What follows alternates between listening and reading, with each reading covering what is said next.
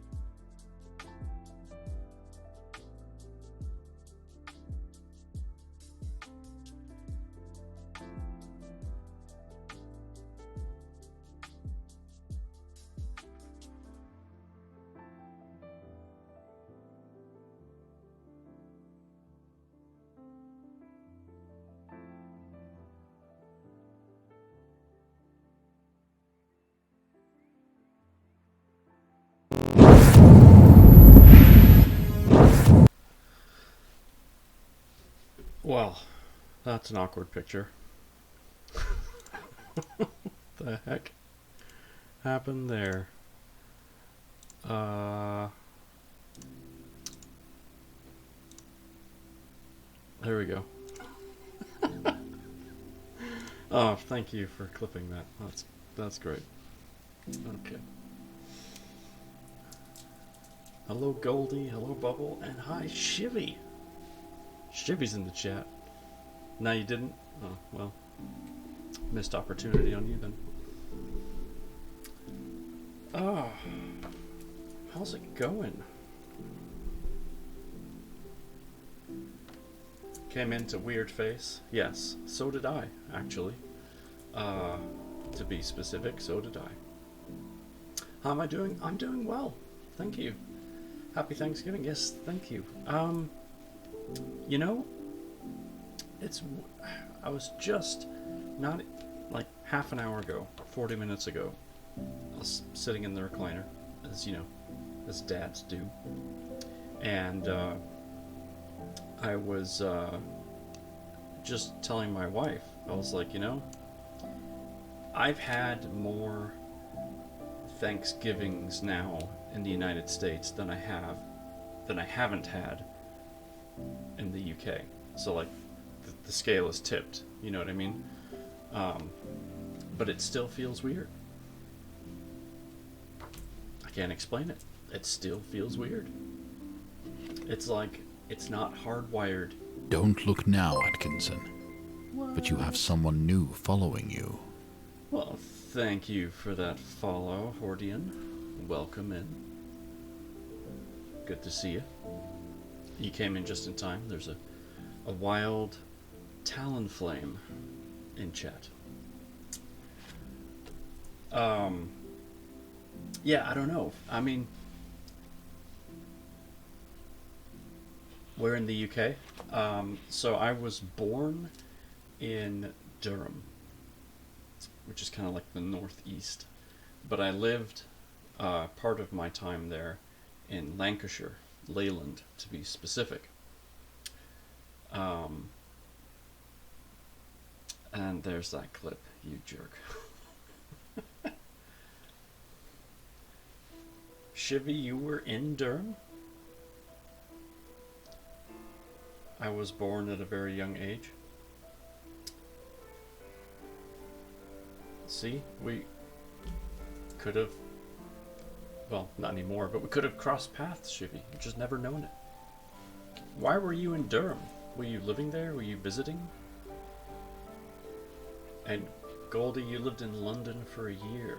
You were there in 2006. Okay. Well, I was already in the States by then. Not for very long, but I was here.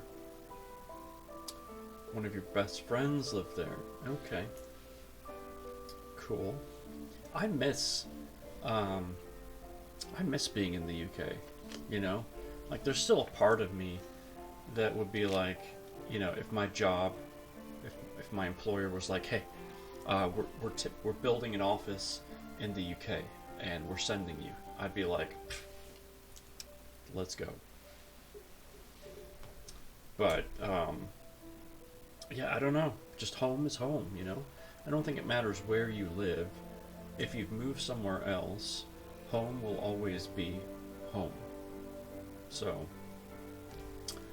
13th, hello. I used to go every year to visit my mum. I was just a bit different from the UK. Yeah, just a little bit.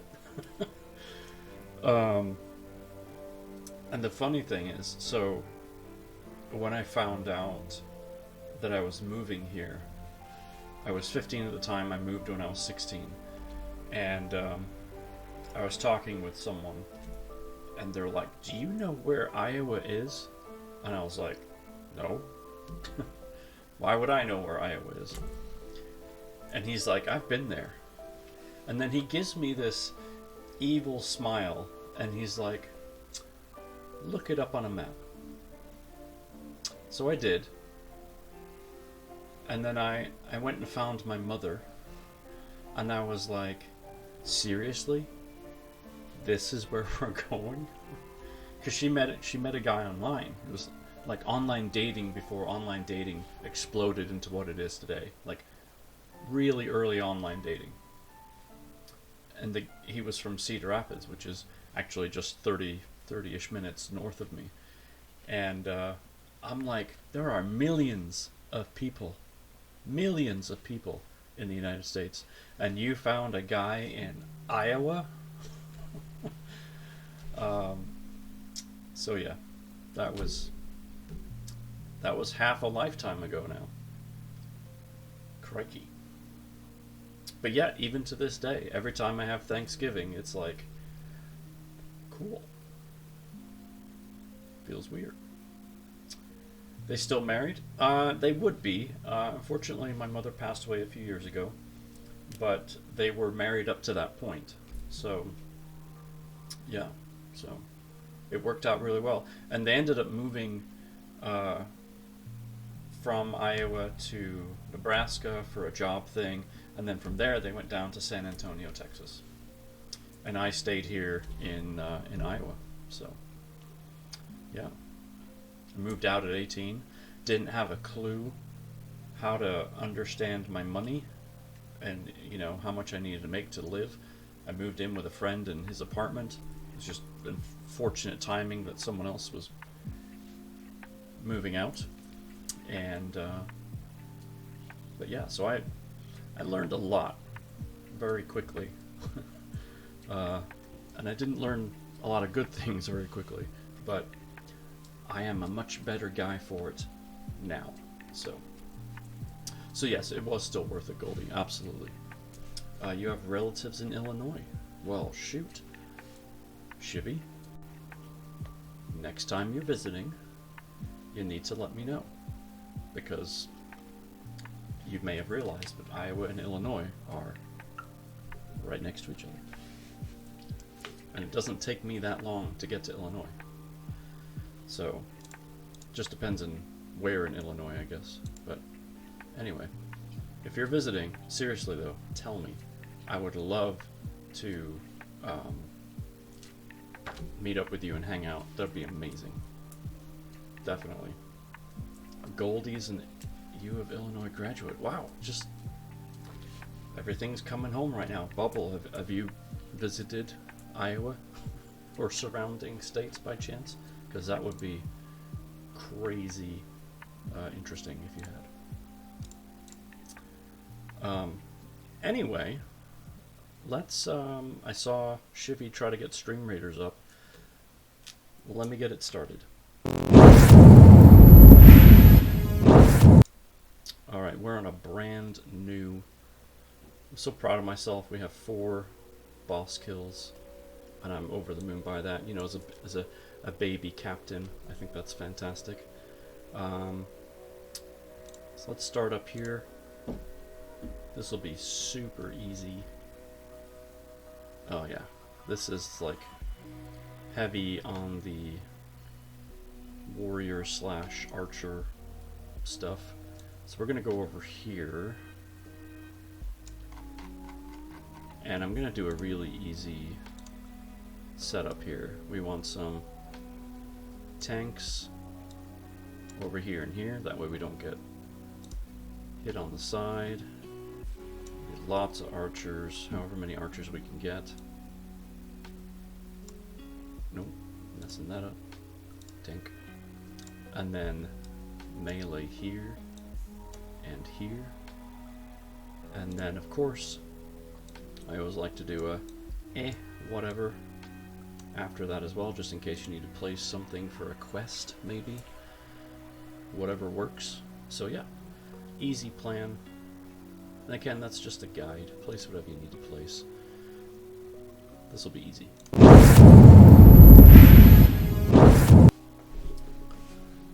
Alright.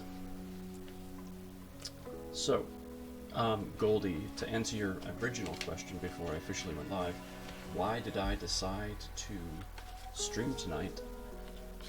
Why not? One of the things... Origin overpower transition sound. So loud. I didn't realize it was that loud. I will have to look into that. You know what? I will edit if tomorrow.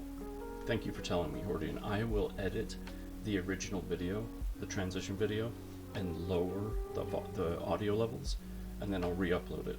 And that shouldn't take me too long at all. But anyway, to answer your question, Goldie, of why I decided to read tonight, I just figured why not? You know, it is Thanksgiving, and we had a great time. My in-laws were here yesterday and today, and there's actually, behind my green screen, there's a Murphy bed that I installed. And my wife and I slept in there, so my in-laws could take the main room. That way they didn't have to worry about the Murphy bed kind of stuff. But we had a great time. It was very relaxing, very calm. I took the dog on a couple of walks. It was 28 degrees Fahrenheit at the time. It's currently 23 Fahrenheit right now. And yeah, so I figured why not round out the evening with some reading. I wasn't sure how busy we would be originally, which is why I didn't want to assume that I was reading, and I said I wouldn't be. But I just kind of figured, hey, we're here, we're good, why not? I need to do that too for a transition I made for my streams that I never use because I never stream. Well, Hordian, I would recommend streaming because streaming's fun. You should get on that. Shibby, what is the next book? So, we are about halfway through the Bubonic Reorder, written by our one and only Goldie, who is in chat. And before I forget, there's the link for it. After that, let me just move stuff out of the way. This is our Ready Player One is our subs only read on Saturday nights. But after that, we are reading this, Pixie Dust. Just scared the crap out of myself.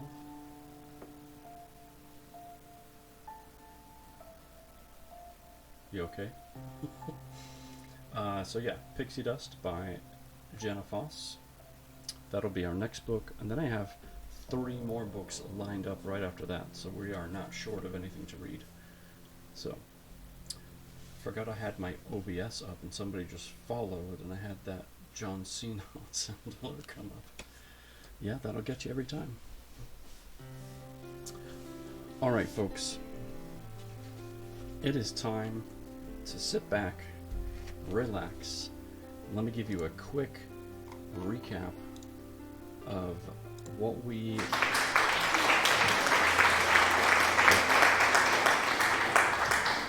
Yep, good job on that. Let me see if I can give you a quick recap on our previous. So previously we read chapters 17 through 21, which are both available down below in the video section and on YouTube, !YT for that. So, Mateo, back in the 1347 time frame, he finally gets to go home from the dock, and he's bummed because he couldn't get his son his birthday gift. But on his way home, the shopkeeper that he was going to visit sees him and says, "Hey, here's that gift I know you wanted to get. I know you're good for it. Pay me tomorrow." And Mateo's like, "Wow, thank you." But after that, he starts itching himself from his ankles all the way up to like his torso. And he's scratching and scratching, trying to relieve this kind of burning itch that he has. And, you know, of course, knowing the premise of the book, we're just assuming that this is the bubonic plague, the sickness that's going around. But we haven't been told that yet. This is just a guess. So we'll find out what happens to Mateo. Now, back in modern day, jumping ahead to 2020, Alex, who is going through therapy, had a rough go of it. It's a Wednesday. He finds himself back at the Russian Bear, which is a bar, to kind of deal with everything. And he has a few too many whiskeys. You know, his mind spins back to the events that got him injured from Iraq, kind of relives those moments. But then he's interrupted as the news anchor starts talking about the death toll with the SARS outbreak on the TV in the bar. His wife, Sarah, she's at home. She fell asleep on the couch. What'd I miss? Bubble, thank you for those Thanksgiving biddies. And hi Zebra, happy Thanksgiving to you too. we're just doing a quick recap. So, stay tuned for just a moment. So his wife Sarah, Alex's wife, she's on the couch, she's sleeping. She wakes up to Alex stumbling in through the front door, very drunk. She's not mad at him, but instead she's sad and she's desperate to find a way to help him. She often thinks back to how his mood and overall approach to life was going so well, but this therapy, like it often does, is bringing back the past, and it's dragging Alex back under. And Sarah ends up finding herself in the kitchen at 1:30 in the morning, crying on the phone to her friend Melanie, and that's kind of where that gets left off. And then Angela, many states away, Angela and Ethan, who is Dr. Strong, they're at Ethan's favorite Italian restaurant that he frequents quite often, and they get to talking. Angela learns a lot more about Ethan and how he got into science, and in the same way, Ethan learns a lot more about Angela.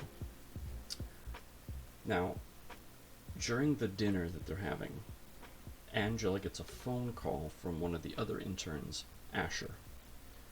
Prior to this engagement, she had agreed to meet Asher at this bar for a trivia night. But as soon as this other engagement came up, that went out the window. But Asher didn't know that, so Asher's calling up to say, hey, I'm here, are you coming? Angela lies about what she's doing and makes up an excuse.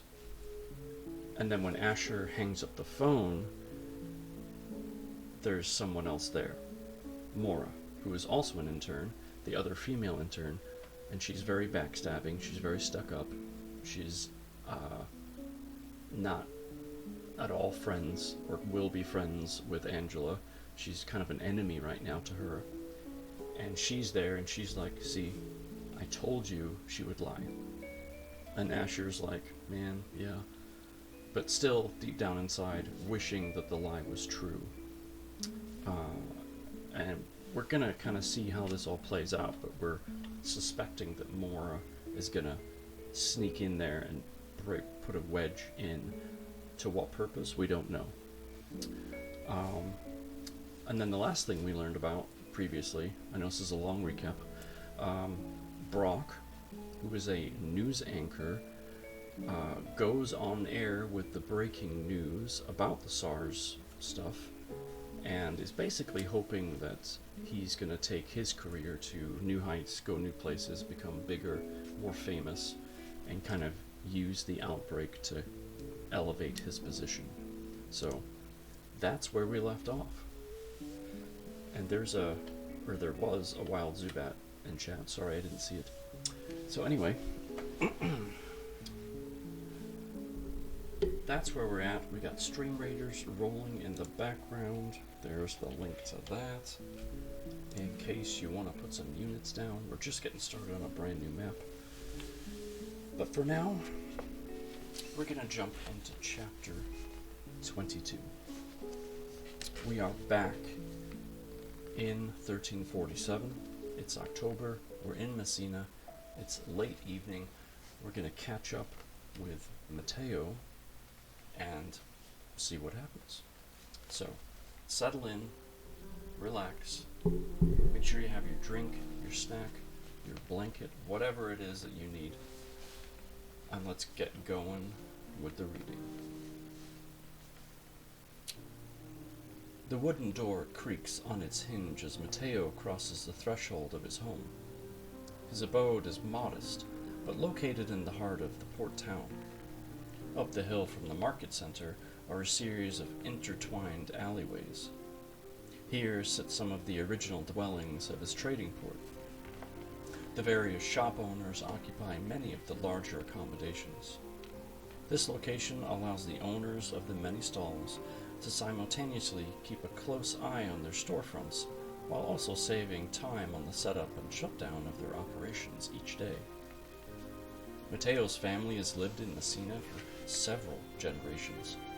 His great-grandfather was a merchant and managed to accumulate enough wealth to purchase this home. After he passed, he gave the home to his eldest son. The home stayed in the family with the passing of each generation. Mateo was the eldest child of a dock worker and a seamstress. When his parents passed, he took over the ancestral home. The other dock workers either live in communal housing owned by the shipping company or live in the poorer part of town behind one of the various taverns. Mateo is so thankful that he is able to provide this home to his family. The other locations would never be acceptable for his spouse and offspring. The more successful merchants and the families that operate the import and export from the docks live outside the city proper in manor homes. These homes are settled on large expanses of land. A manor can house the merchant family and a small servant staff. Beyond the merchants' homes are the estates of the nobility that surround the port city. The land of these dwellings stretches over the hills to the horizon. Mateo has always imagined magnificent palaces just over those hills. However, in all his years, he has never seen these structures. In fact, Mateo has never wandered past the merchant manor homes. Mateo was born in Messina, and he assumes he will die there as well. Many of the dock workers have been infected with wanderlust. Day after day, the boys hear stories of far-off lands. They unload exotic food, spices, paintings, rugs, and clothing. More than most, the dock crew is aware that there is a vast world beyond the shores of Messina. Mateo is aware of these distant lands, but travel is a lonely adventure. If he ventures over the horizon, he will have to leave Tita and Luca behind. The thought of spending even a single day without them is intolerable. No, Mateo belongs in Messina, close to the family he adores. Mateo quietly closes the door behind him.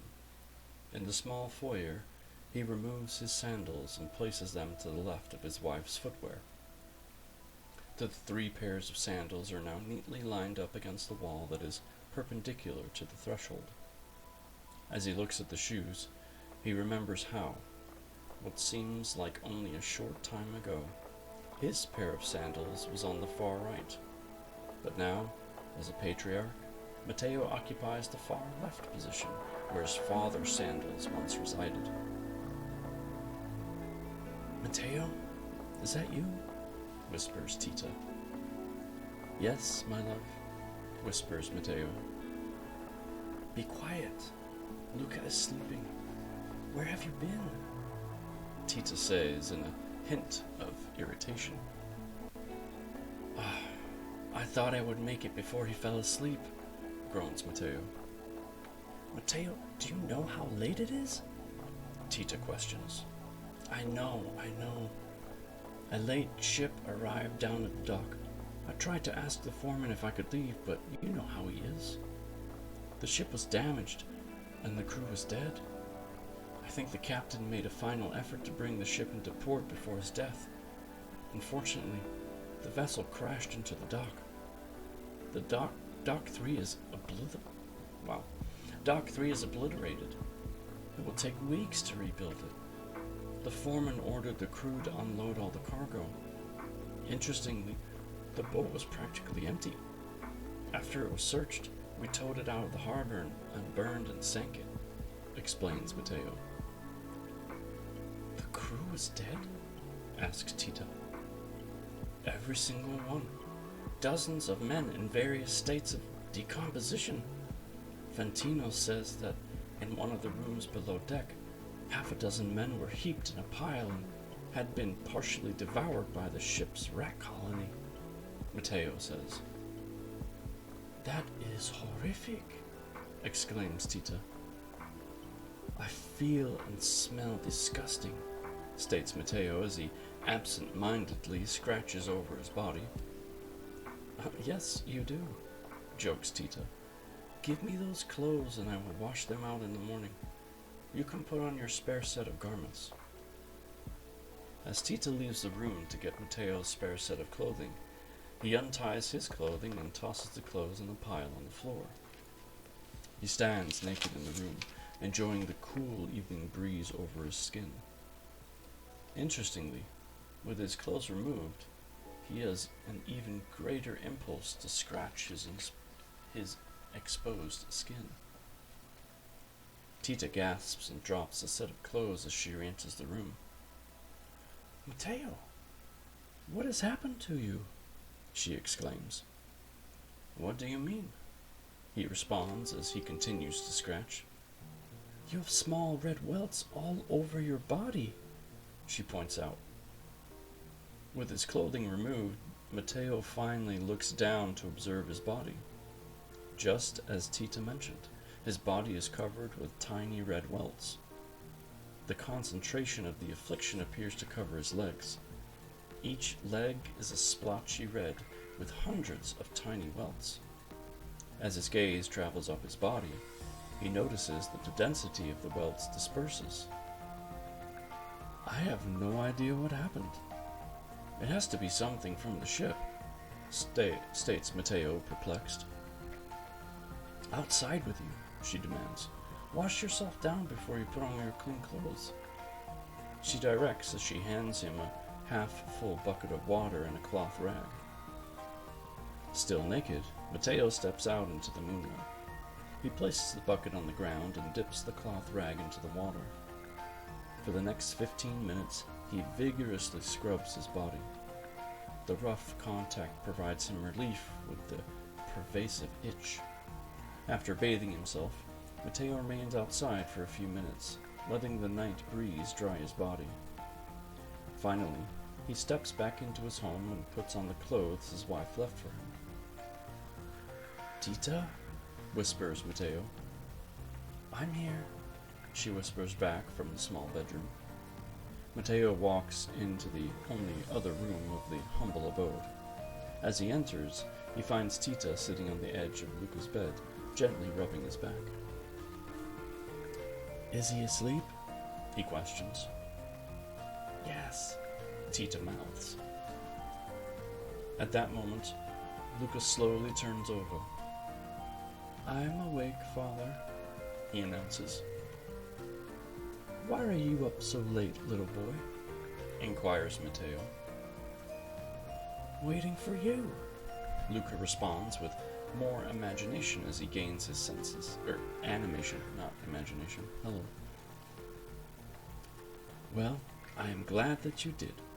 I wanted to give you your birthday present, and there's still a couple hours left in this day, declares Mateo. With the news, Luca shoots upright in his bed. His eyes are wide and searching the room for this mysterious present. What did you get me? He demands. I will give you 3 hints, and we can see if you can guess. First, you talk about this every day. Second, if you were one of these, you would never be alone. And finally, your gift can go with you wherever you are. What is it? Teases Mateo. Hey, Blue Wave. Good to see you. Welcome in. Hope you're doing well. I don't know if you celebrate Thanksgiving, but happy day of thanks. Luca sits on the bed with a puzzled look on his face. More than a minute passes, and he remains on the bed with his forehead furrowed and mounting with clues over and over. Finally, he looks up into Mateo's eyes with an expression of questioning concern. I think you got me a pet wolf, Father. That is very dangerous. Wolves are not pets, the boy scolds. Axion, welcome in. How you doing? How's your health? I'm doing pretty good. I still have pain on a day-to-day basis, but I've got a little bit of medicine to help with that, hoping to get some more so I can keep that going, but I'm not in the hospital, so I'm considering that a win. Hey, Bubble, are you still here? Is there a bubble in the chat? That's good. Hope it's 100% soon. Thank you, sir. It will never be 100%, unfortunately. Not for a long time, but I can get close. And that's what I'm aiming for. Let me see. Bubble, are you there? It shows you're here. Maybe you just walked away. You'll have faith? Yeah. I do my best. Bubble. He's probably making breakfast or something. Or maybe he fell back asleep. As soon as Bubble comes back, I'm going to get some shoutouts. Or after this chapter, I will do some. Let's see, where was it? Mateo releases a throaty laugh that erupts from his gut. After such a taxing and disturbing day, he doubted he had that kernel of pure joy inside himself. As his laugh subsides, he ruffles the hair on Luca's head. Very good. In a manner of speaking, you are correct. But I kept your safety in mind, he assures his son. While speaking, he pulls the figurine from his pocket and hands it to Luca. The boy takes the wooden wolf from his father. He studies every inch of the figure as he turns the wooden wolf over in his hands. The lighting from the flickering candle in the corner of the room makes the carved fur coat appear as if it's moving and shifting of its own accord. It is almost as if the wolf figure is flexing its powerful muscles as it poses for its new master. After several minutes, Luca jumps off the bed and gives his father a huge hug. I love you, he exclaims. I love you, emphasizes Mateo. Quiz. Coming in with a party of 5. Thank you so much for rating. Seriously, I appreciate that so much. Thank you, thank you, thank you. Welcome in. I'm just finishing a chapter, so hold on. As he hugs his son, he thinks that it wasn't such a bad day after all. And that's the end of the chapter. I literally had a sentence. Welcome in. Hello. For those of you that do not know me, I'm a reading streamer, which means I read. The end. I also play Stream Raiders, and we catch Pokemon, or at least we attempt to. So, thank you so much for that raid. Appreciate it. Bearded Zero, what's up?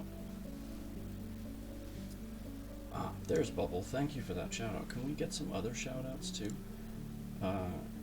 If you have a moment. Shivy Power definitely needs a shout out. She's fantastic. And I don't know if she's still in here, but The Savage Zebra. She was in here before. She's a wonderful streamer, Monday, Wednesday, and Fridays in the morning time, morning Eastern time. I definitely like to shout her out. And of course, yep, there she is.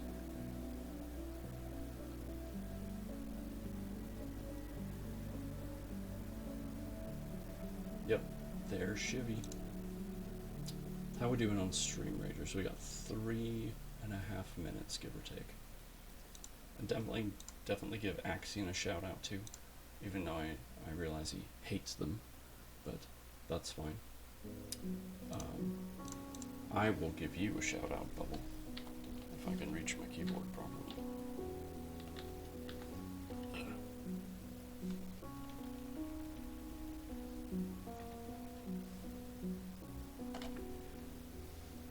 There we go.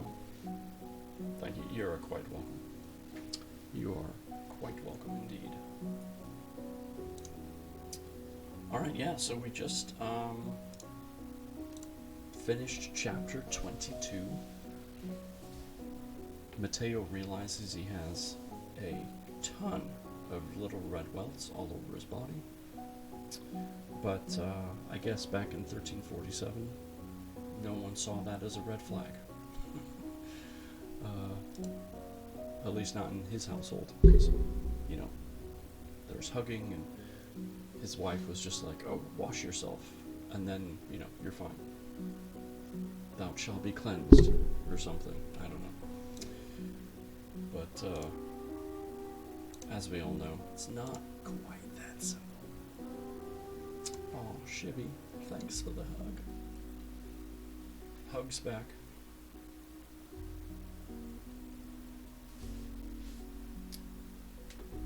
Alright. So yes, I'll take this moment before we get into Stream Readers. I'm a founder, member of the USG team, United Storytellers Group. In the About section below, there's a lovely panel there of all the USG members. They are all reading streamers in one form or fashion.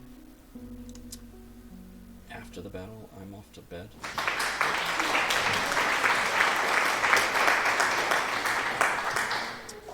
No doubt, Shivy, it's gotta be quite late for you.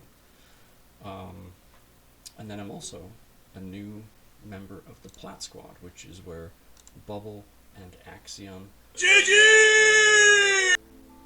hail from. So definitely give the link down below for the Plat Discord a look. There's a ton of amazing people in there. I've met some fantastic folks out of that team, and you know, when they don't stream, I miss them dearly. So, all right, let's move over to Stream Readers, and then we'll jump into Chapter 23.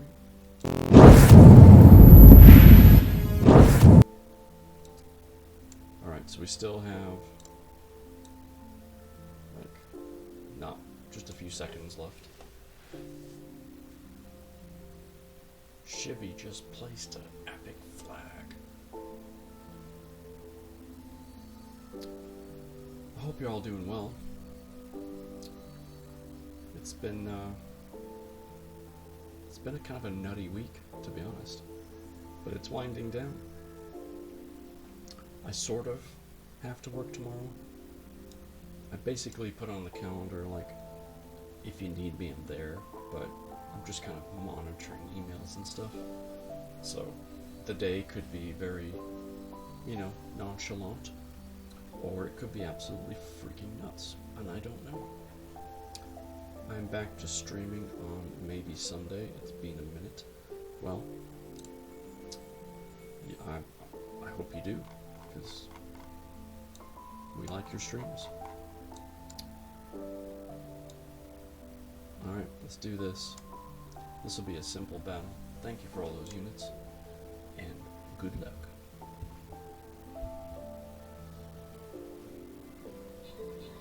Pew, pew.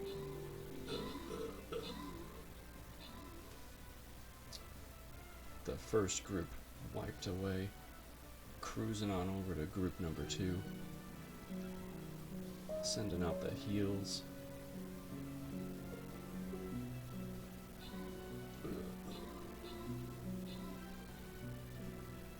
Oh yeah. I killed none in this battle. I was a huge help. Alright, good job everybody. Blue Wave gets the gold. Gold. Ooh, I can unlock a spell.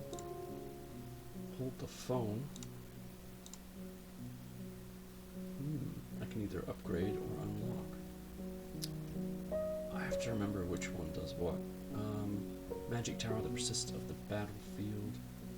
Boosts defense of armored units. And then Flaming Sword that persists on the battlefield and buffs the damage of nearby melee. And then of course Haste, you know, gives everyone a speed boost. Melee or tank? Melee or tank? This map has a ton of melee stuff, so I think we're gonna go with that. Yeah. Alright, let's move on to the next battle. Watch it not be melee at all. Let's see. Yep, very light on the melee. Alright, Alright, thank you for the stream and lovely words. Take care and see you soon. Shivy, get some great sleep. Have a pleasant, dreamful night. Yes, indeed. Alright, let's do a quick... Get a barrier of tanks.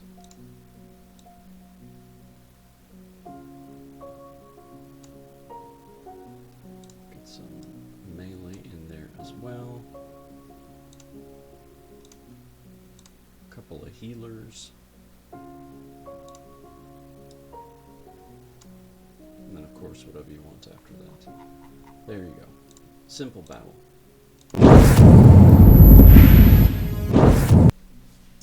Okay. Alright, let's move on to chapter 23. Again, for those of you that just came in, here is the link to this book so you can see a little bit more about it and maybe pick up a chapter, pick up a copy if you want. Our author is Goldie74. He is in the chat, so if you have questions or you want to, say hi to him, he is here. So, alright, so chapter 23, early July of 2020, we're in the Atlantic Ocean. We haven't been here before, so this will be interesting. And it is late afternoon. Seamus can't decide if he is lucky or unlucky. He ponders these thoughts as he freezes on the back of the fishing vessel. A week earlier, he was in his parents' basement, lying in bed as he contemplated his options. He was not a great student and barely managed to graduate high school. Most of his friends have plans to attend college in the fall. Only Bobby is in town for the summer. His other friends are taking final vacations with their families or on college orientation tours. Seamus graduated at the beginning of May and was immediately informed by his parents that he was expected to get a job. Rent would be due on June 1st, and Seamus was expected to pay it on time. Oof, that's rough. Poor Seamus. And I lost my place. Oh, here we go. In the days following graduation, he submitted his resume to a series of landscaping companies. He wasn't sure what he wanted to do with his life, but he knew he could not spend the day behind a desk. He needed to move and feel the wind on his face. He was hired by Mackling Landscaping, which services dozens of properties in his hometown. Seamus spent the first few weeks blowing and bagging landscape debris. The position was pretty mindless, but it was outdoors, and he made enough to pay the rent. Seamus paid his parents on time, but quickly discovered there was barely any money left over to buy groceries or gas for his car. Over the next couple of weeks, the resentment began to build. He could be working this hard and barely paying his, how could he be working this hard and barely paying his bills? He didn't mind working hard, he just wanted to be paid to work hard. After work, just more than a week ago, Seamus was buying a pack of cigarettes at the 7-Eleven. As he was waiting in line at the register, a former fellow student got in line behind him. Seamus did not know the boy very well, as he was 2 years older than him. The two struck up a conversation, covering the standard, how's your family, what are you doing this summer, where are you working now? Steve informed him that he was working as a commercial fisherman on a longliner. Seamus bought his cigarettes, and the two continued the conversation outside the store. He lit a cigarette and offered one to Steve, who accepted. Steve explained that he was about to depart on a 3-week trip out into the Atlantic. Steve summarized a typical fishing trip. The life on the open sea seemed very intriguing to Seamus. Most of all, he was impressed that in 3 weeks Steve was expected to make more than Seamus made in 3 months. He informed Seamus that they were looking for one more sailor for the trip. Fat Jim had called in sick that morning with the flu. Stacy! Oh. How are you, my dear? Let me finish the sentence. Steve was headed to the docks right then and could introduce Seamus to the captain. My goodness, Stacy, thank you so much for the raid. I love Stacy. For those of you that don't know, she is also part of Plat Squad. She's been playing Apex, and she lives in Scotland. So there you go. She's absolutely fantastic. I often hang out in her stream, watching her shoot people, and sometimes getting shot at herself. So, anyway, there you go. Thank you very much for the raid. That's about as good as my Scottish gets. You may be offended. I don't know. Most welcome. Well, yeah, I'm honored to have you in here. Thank you. And I know it's late for you and you're probably getting ready to cozy up in bed. So, hopefully, my reading will just soothe you to sleep. Alright. Let us continue. He accompanied Steve to the docks and had an informal interview with the captain. I'm sure I'm going to chill and listen for a bit. Fantastic. I hope you enjoy.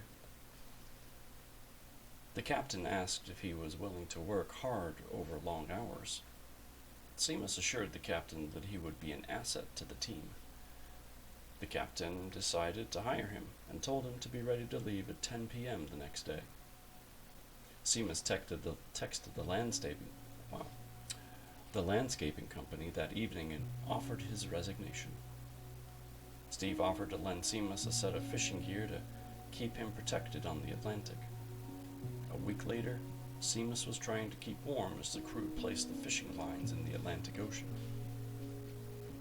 As they left the dock, Steve explained that the boat would take several days to reach the Grand Banks fishing grounds. According to Steve, the journey would be worth the trip, as they would be fishing in the most fertile parts of the ocean. He explained that the Grand Banks mingled the perfect conditions to create the optimal fishing opportunities. Where they would be fishing, the cold Labrador current mixes with the warm waters of the Gulf Stream. In addition, the shape of the ocean bottom funnels and cradles the fish. Seamus found the first couple of days on board pretty easy. The crew spent the days prepping the equipment and storing supplies. Seamus spent the majority of his day below deck working with Eric on the icing equipment. In the evenings, the crew ate dinner and Seamus joined a low-stakes poker game that lasted several hours. Steve warned Seamus that once they made it to the Grand Banks, they would barely have time to eat and sleep. When they arrived at the Grand Banks, the sailing conditions changed significantly. The cold water and warm air created dense patches of fog over the fishing waters. The volatility of the chop also increased. The intensity of the ship dramatically shifted upon their arrival. The captain scheduled their arrival to perfectly align with the timing to begin laying the lines. It took a couple of hours to study the current, temperature, water structure, and bottom contours to find the optimal fishing lane. Everyone has a job to do on deck: driving the boat, coiling the lines, gaffing fish, cleaning, and icing the catch. There's a lot to do, and everyone settles into a routine fueled by music coming from the deck speakers. Even though he is currently freezing, Seamus decides he is lucky. He is ready for the longshoreman experience. As the crew begins fishing, Seamus is part of the assembly line that provides bait and hooks to the team feeding the main line as it uncoiled at the back of the boat and lowered into the water. Steve and Tom are responsible for attaching the baited branch lines to the main line in regular intervals. Their goal is to place the branch lines far enough to prevent trapped fish from interfering with each other, but close enough to maximize the number of baited branches on the main line. If Steve and Tom do a good job, they should fit about 1,000 baited branches on the main line. Over the next several hours, Seamus goes through the crates of hook lines and buckets of baits as he assists Steve and Tom to bait the 25 miles of main line. Wow, that's a lot. Okay. As Steve attaches the last branch line, Tom attaches a radio buoy to mark the line's retrieval location. The captain steers the boat away from the main line and sets the crew into a rotation of eating and sleeping while the main line is left to soak for several hours. The entire crew is gathered as the captain turns the boat toward the radio buoy. Each two-person team takes position at their respective stations. Wow, words are hard. The captain and Wayne are in the cabin handling navigation and maneuvering. Steve and Tom are at the stern of the ship, prepared to take in the line. Greg and Larry are stationed to receive the swordfish and to clean and gut each one before passing it below deck to Eric and Seamus to pack in ice for the trip. The first day is a huge success, as the crew pulls in an above-average haul for the day. The end of the line is pulled into the ship after midnight, and by that time, Seamus is both sore and frozen. Over the course of the next hour, the crew cleans and stores the equipment so it'll be ready in a few hours to be placed in the water again at a new location. Seamus grabs a quick meal and then takes his turn sleeping. One member of each two-person team is allowed to sleep while the other member works on getting the ship ready for the next day. Seamus struggles to sleep that first night. When he lays down in the cot, he expects his sheer exhaustion to take him. However, a sense of anxiety rises in him as he realizes he only has a few hours to sleep. His desperate need to sleep, ironically, keeps his mind tense, active, and awake. Just when Seamus thinks he will be able to drift off to sleep, the navigator, Wayne, starts a series of coughing fits that come regularly over Seamus' sleeping hours. Wayne's hacking dry cough repeatedly jolts Seamus from the grip of sleep. When Eric wakes Seamus a couple of hours later, he's barely gotten any sleep at all. The crew takes their positions once again that early morning. For now, Seamus is alert from the 3 cups of black coffee he consumed before starting the shift. As they work on the assembly line, Eric explains. New sailors are always given the ice packing duty. It takes a couple of journeys to get used to the sleep deprivation. The ice packing roles present the least amount of danger. Nobody wants someone half dead on their feet getting tangled in the main line or cutting themselves with a fillet knife. After the morning shift of placing the main line, Seamus is on the first shift to sleep. Luckily, Wayne is providing the ship navigation, and Seamus can replenish his energy. Now, with a sense of renewed vigor, Seamus sits in the galley and eats his oatmeal. Okay, landlubber, time to get back to work, Steve says jokingly. Seamus stands up from the galley table and stores his bowl and cutlery. He follows Eric out of the galley and toward the fish storage. Steve pulls off the heads above deck to join Tom at the stern of the ship. Just before Eric and Seamus turn, Wayne passes the pair on the way to the wheelhouse. A hoarse coughing fit overcomes Wayne as they squeeze past each other. He retreats down the hallway, another coughing fit overwhelming him, followed by a gasping wheeze. Seamus turns back toward Eric and asks, "Is he okay?" By the end of the trip, we are all pretty sick. A combination of being frozen and soaked to the bone while sleep-deprived eventually breaks down the body. He'll be fine. Over the next few hours, the crew brings in another good haul on their second line. Seamus finishes cleaning the storage area and packs a fresh coat of ice over the fish. He stops by the galley for a quick drink and a bite of food. Only a few minutes later, Seamus is in his cot, trying to get some sleep. He's glad to see that Wayne has a navigation shift again. The remainder of the crew enters the barracks and collapses into their respective cots. Steve and Larry appear to have caught Wayne's cold. Seamus imagines that being in the cold, wet air all day must take its toll on the crewmen. He assumes that he and Eric are the most protected from the elements and thus least likely to get sick. Steve and Larry cough intermittently in a call and response pattern for the next several hours. Unlike the first night, Seamus's exhaustion carries him off to sleep. Seamus wakes with a start. As he shakes off his sleepiness, he hears the other crew member yelling out instructions.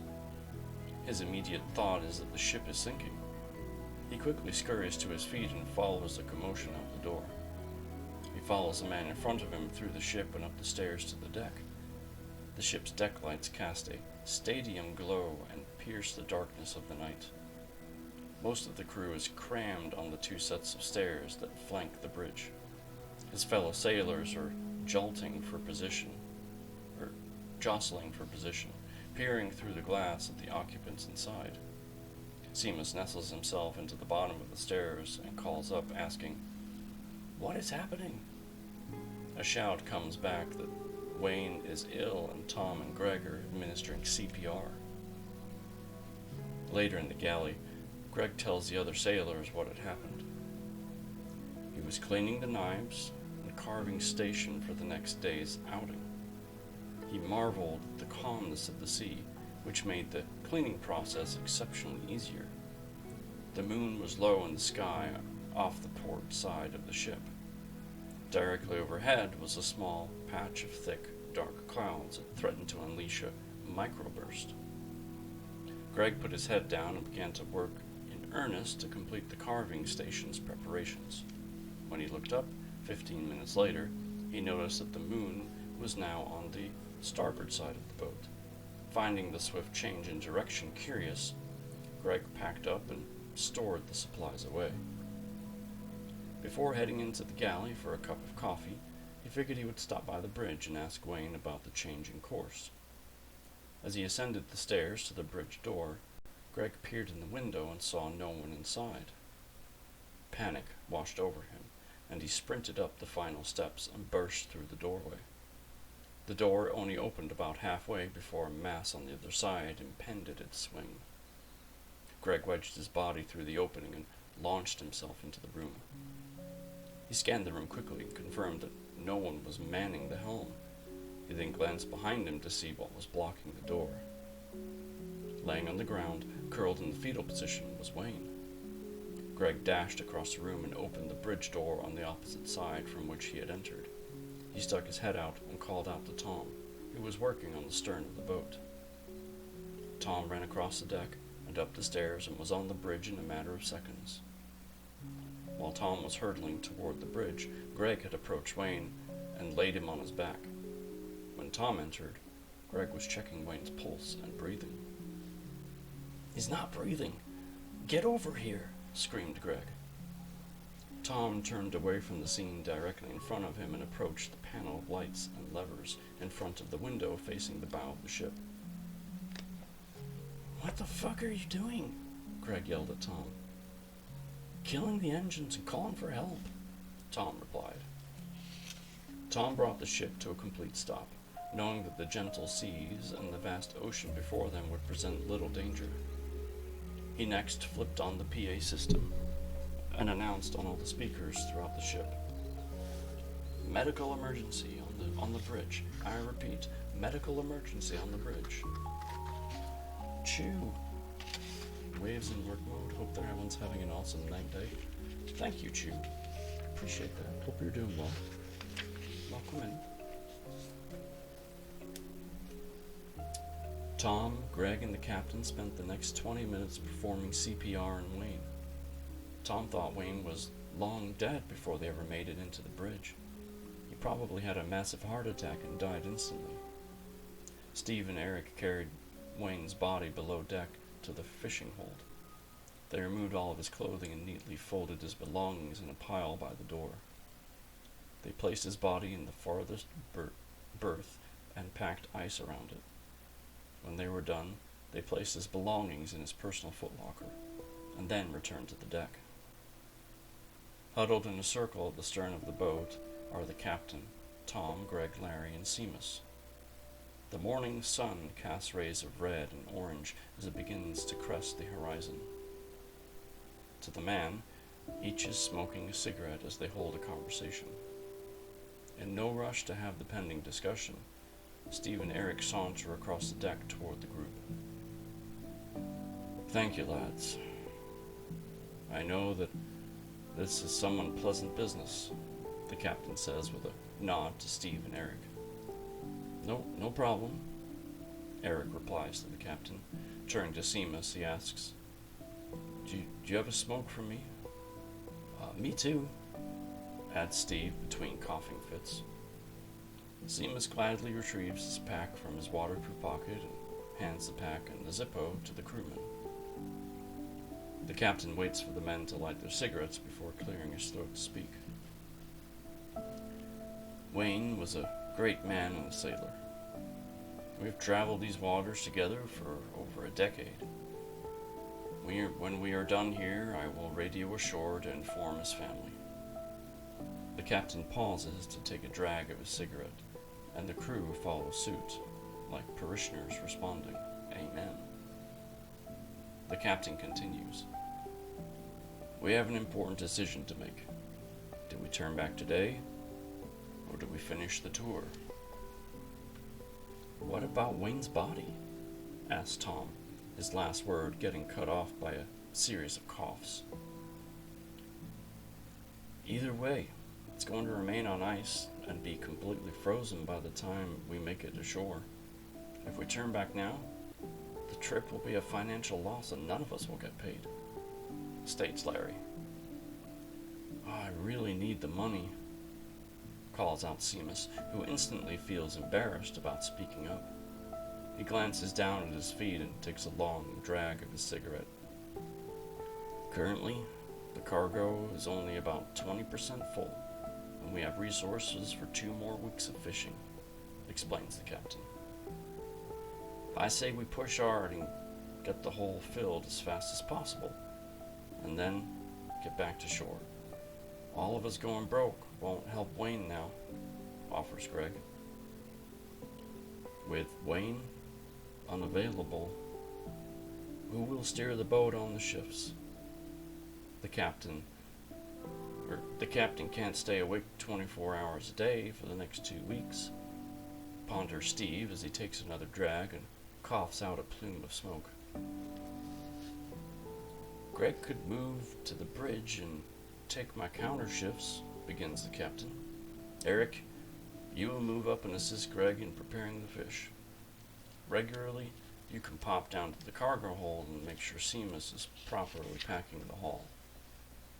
The captain notices Eric shaking his head as he considers the exhausting exercise of handling 2 jobs for the next 2 weeks. His uncertainty seems to infect the other crew members. The captain is fearful that they are going to veto to end the trip. In desperation, the captain adds, "If we continue the journey, I will spread Wayne's share across the 6 of you, with a bit of extra going to Eric, who will have to manage 2 positions." The crew shifts from head shaking to nodding. The captain hears several of them simultaneously cough. He wonders if the unsuspected bonus knocked the wind out of them. "I'm in," calls Greg, who was eager to continue even before more money was involved. A chorus of agreement travels around the circle. The only one not affirming the decision is Eric. He is pivotal to the success of the remainder of the trip. He takes a deep drag of his cigarette, glances around, and says, "Let's get ourselves some fish." And that is the end of chapter 23. So we haven't met Seamus before. We haven't met this crew. Let's see, Goldie says, this chapter is supposed to remind you of chapter 1 and how the disease might have snuck up on those sailors like it is currently doing to Seamus and his other sailors. Yes, you took the words right out of my mouth, actually. So for those of you that weren't here for the beginning, we had a merchant ship back in 1347 that tried to escape this sickness that was happening, this plague, and they didn't, basically. So it's almost like a history repeating itself in 2020. So there you go. What will happen? I don't know. Alright, so how is everybody doing? Are you enjoying the story? Are you at all interested in finding out more? Here's the link once again. Keep promoting it for you so you can check it out. This chapter and the Brock Simon chapter is to show that the virus is spreading and impacting beyond our main characters. Yes. And I love how that's being portrayed, because if you only look at the little bubbles that portray the characters in their story, you don't really get the bigger impact unless there's like extra dialogue, or not dialogue, but extra description just going on in day-to-day life. But the way that you're doing it introduces kind of backup characters, assisting characters, if you will, that, you know, just like you said, show how the disease is impacting beyond, you know, Angela and Alex and so on. So yeah, good stuff. I like it. We are on page 229 of chapter 24, which brings us to the mid-July area in 2020. We're at the Needle Labs in Boston in the afternoon time, which means we are going to focus back on Angela and Ethan and the other interns possibly. So, should be interesting. I'm going to take a quick drink. If you haven't hydrated out there, I recommend doing so. For Stacy, I do not recommend an iron brew at this time of night. Just so you know. Even though I know that's basically all you drink. Should basically have a iron brew IV or something. And I was kidding, by the way. Don't actually do that. That's a terrible idea. Alright, we've got, just over a minute and a half left on the battle. So, I'll read the first page, then we'll do the battle, and then we'll keep going with chapter 24. Ethan slowly paces back and forth, running his fingers through his hair. A murmur of incoherent thoughts escape his lips as he traces over his path again and again. The usually well-kept man is wearing a wrinkled dress shirt and creased suit pants as he continues his endless march. Ethan's eyelids are drooping, and the black bags under his eyes make him appear to be significantly older than his current age. His ordinarily finely groomed hair sits in a tangle on top of his head. The long strands of hair stick out at numerous angles, having been disturbed by his habit of running his fingers through his hair as he thinks. He spent years curtailing that quirk, but in times of consuming stress, he forgets the various techniques he uses to keep his fingers at bay. Today, the battle is lost as Ethan traverses across the lab floor with his right hand attached to his head, massaging his scalp. As he reaches his desk, he subconsciously pivots and retraces his steps across the lab back towards the conference table and the whiteboards. And I will pause right there so we can battle.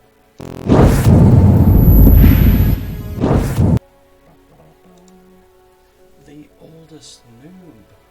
What's up, man? How you doing? Good to see you. I haven't seen you stream in a while, and I gotta say, It's because I'm sleeping. Are you stuck to your third shift graveyard stuff right now? Because I miss hanging out with you, man. I really do.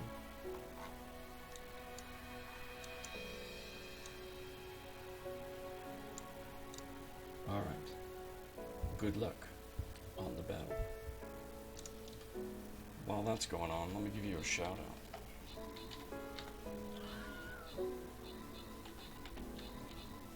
If I can type correctly, that is. No, I'm on 8 p.m. playing Battlefield 2042. Sweet. Well, hopefully that works out for you. And that's 8 p.m., so that's in almost 2 hours.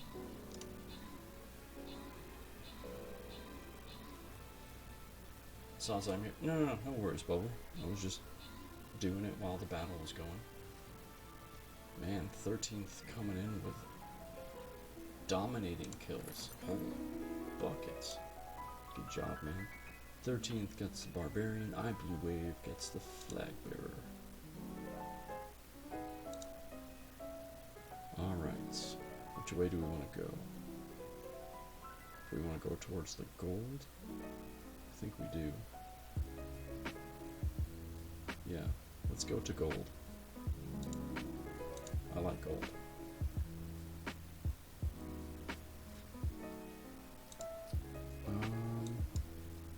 Alright, yeah, let's do melee.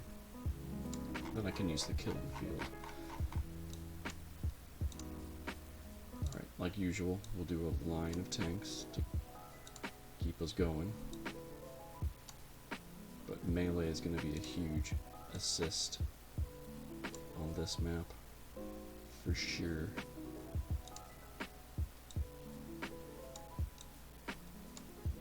Alright.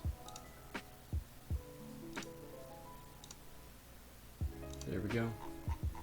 Easy peasy.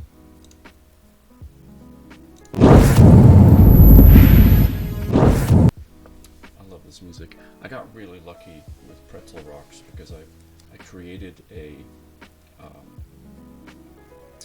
a likes list so that I can have music going in the background. But they recently updated their software, and now a ton of the music options are locked unless you have a subscription, and I don't. So one of the channels that I would kind of go to find music is now locked. So it's a good thing I have the playlist that I have, because I can't get them anymore. So, kind of bummed. But anyway, whatever. Alright. Like I said, we are chapter 24 now. Mid-July, Needle Labs in Boston. Let's go. Ethan slowly paces back. Oh wait, I already did that chapter. Hello. Alright. Get with it, Atkinson. A pile of books and journals is scattered across the conference table. His team pores over the material and occasionally rises to the whiteboard to jot down a fact, figure, or theory. Angela sits with her back to the whiteboard as she reads an article about pathogen transference. After a few weeks in the lab, she learned to arrive early to secure this particular position. The seat is centrally located along the length of the table, which allows her to hear the various side conversations and theories that the team members discuss. Most importantly, the seat allows Angela to keep an eye on Ethan as he endlessly paces from the podium across the lab to his desk and back. While his strolls were rare, isolated instances during the first weeks of her internship after the CDC phone call, these journeys of contemplation became more frequent. In the last week, Ethan has paced back and forth practically the entire day. I can read, I swear. About a week after Ethan delivered his lecture on the impact of the bubonic plague, he showed up to the office with a gleam of excitement in his eyes. He gathered the team at the conference table to explain a new direction to their research. Before he began, he had the team sign a series of disclosure documents.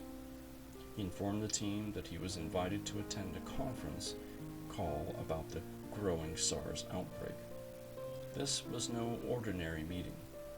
Ethan was used to academic gatherings of the mind, where researchers and scientists discuss their current projects and solicit comment and feedback on their theories.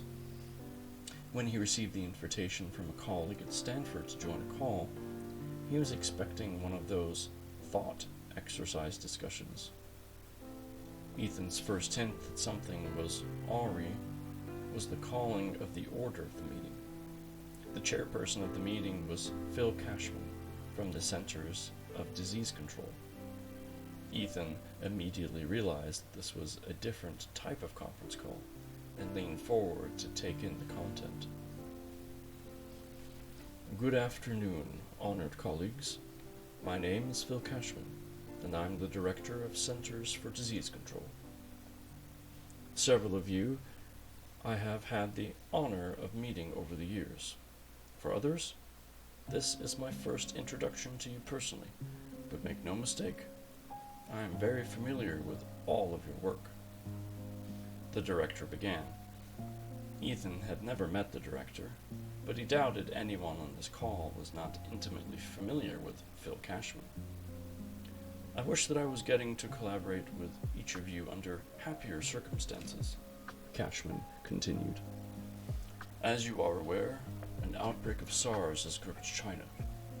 What you may not be aware of is that the outbreak is far worse than has been reported on the news. Our contacts in China have confirmed more than 1 million deaths in the region from the SARS epidemic. The disease has stretched into India, Russia, and Europe. We have started to see a pickup of cases in the Americas and Australia. The 6 populated continents have all been exposed. Scientists from around the world have been investigating treatment and vaccination solutions, but there has been virtually no success in these ventures. The United States government has identified key scientific minds that may be able to leverage their current research toward a solution to this epidemic. Untreated, this event will make the Spanish influenza appear to be an inconvenient cold. The director relayed in a solemn tone. On the call today, we have a variety of experts in epidemiology. The individuals on the call are currently conducting research on Ebola, SARS, the plague, Asian flu, hantavirus, and Lassa fever. The goal of the gathering is to combine all research, notes, ideas, and theories to come up with a solution to this outbreak. Every minute is costing thousands of lives. Our CDC analysts predict that if a solution is not determined in the next few months, we can expect a death toll of 20% of the global population. Not your average Zoom call. The meeting continued with the various researchers introducing themselves and providing a brief summary of their research. The director provided the group with confidential login instructions to a secure cloud database where the group could securely communicate and share research.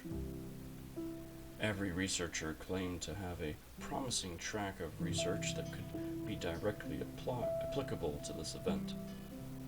To avoid a public panic, the director provided the group with non-disclosure agreements that each individual needed to sign. He also indicated that before sharing any of this information with their research team, the team members would also need to sign the NDAs. If an individual were unwilling to sign the agreement, they would need to be dismissed from the team and immediately escorted from the laboratory. I blew away buying 20 Pokeballs. Ethan explained to his team, "We are at a moment that could alter the course of human history. The CDC director informed us that the Chinese government has taken extreme measures to quell the spread of the disease. There are reports that entire villages have been carpet bombed in an attempt to kill anything living. However, these rumors have spread throughout the populace, causing even greater refugee migration as the populace flees both the disease and the retaliation of their government. David interrupted Ethan's retelling of the conference call at the first team meeting by asking, "Is the Chinese response true or just a rumor?" I asked the same question. According to the CDC director, the intelligence points to this being true. We are rapidly approaching the disease equivalent of an event horizon. Once the disease infects enough people, there will be no course of action that the medical community can take to prevent its impact. The Chinese are desperate, and I would not be surprised if they have taken these types of actions. Strong laboratories will be joining the fight against SARS, and let's pray we can provide some sort of assistance. Angela can still clearly remember the shock from the information Ethan provided during the first team meeting. At the same time, she unconsciously jammed her hand in her pocket, looking for her phone. She wanted to call her sister to warn her of the danger. She wanted to instruct her to leave New Jersey and find a secluded place to live for the next few months. As she fumbled in her pocket for her phone, she remembered that it was safely secured in the lobby lockers for the day. She next reached for the communication bag in her pocket. She had retrieved the device and was holding it in front of her chest. Angela was not sure if her movement led Ethan to his next series of statements. "The NDAs you signed are serious. All the information I shared with you is confidential. Relaying this information to friends or family will lead to the full punishment from the U.S. government, including fines and jail. Remember that all communications in and out of Needle are monitored, and I would not be surprised if your personal communications will also be monitored. Do not test the government. They are not fooling around here." Angela sheepishly replaced the communication bag into her pocket, hoping no one on the team noticed her actions. "Oh, we noticed, Angela. We noticed." In the weeks that followed, Angela learned about the SARS virus. Erica explained to her that severe acute respiratory syndrome is a relatively new disease that appeared in China in late 2002. During that initial 8-month outbreak, the virus spread to 29 different countries on 5 continents. SARS is contracted and spreads by aerosolized contamination of the respiratory tract. Therefore, coming into contact with an infected individual immediately puts you at risk of contracting this disease. This is how the disease is able to spread so quickly. That first outbreak was primarily controlled through isolation techniques, including global travel advisories.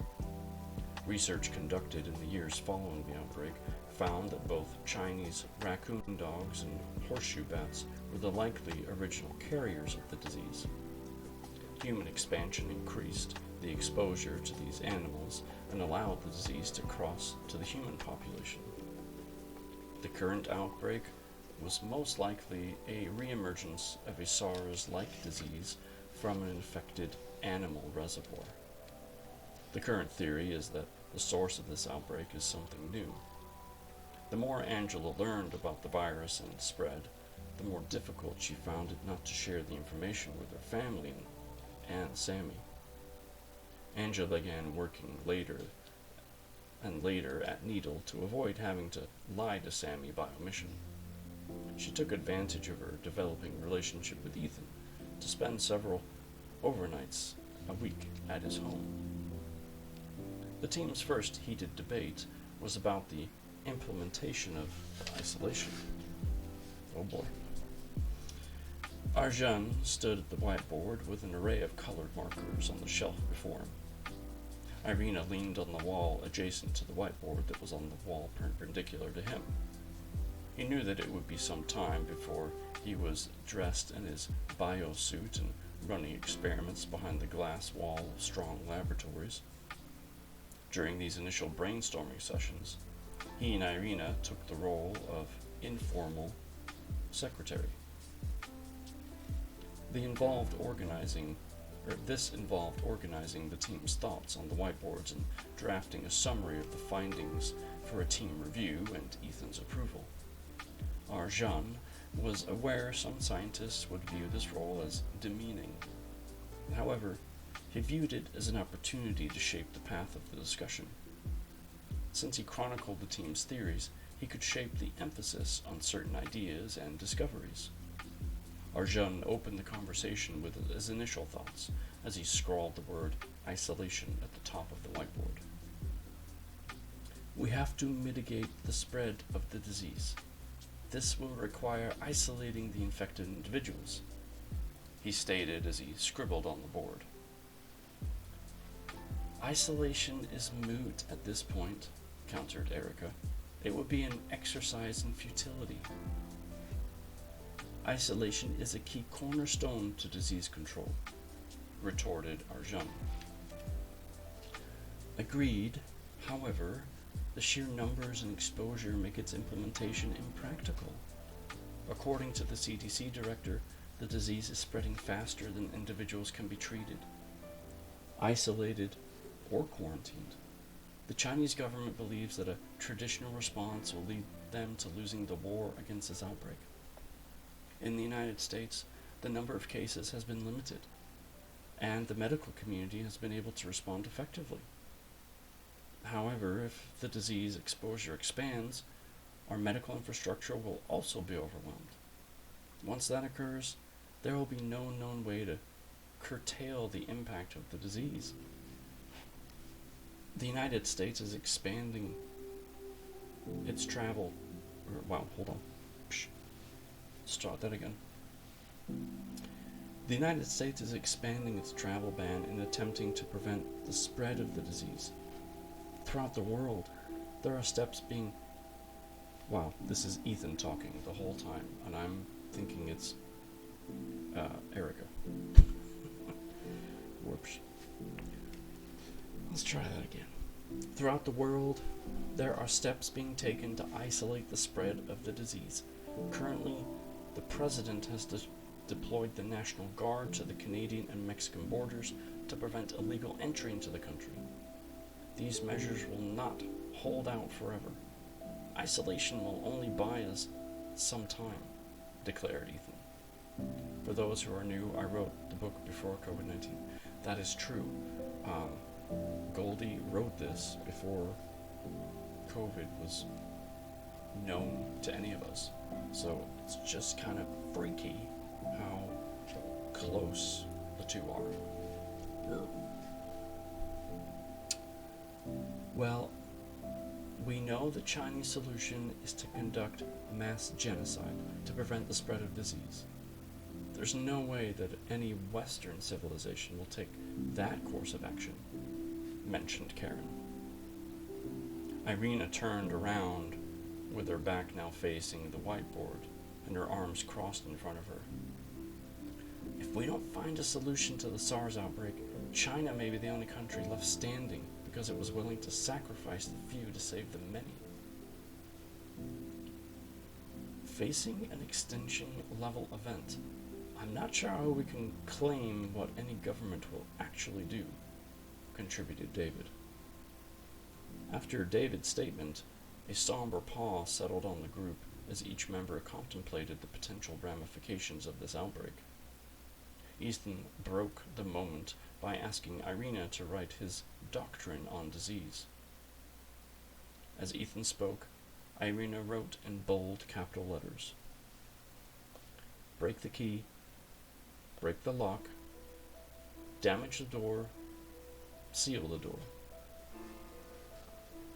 There are 4 main ways to neutralize an infection," Ethan began as he turned to Angela.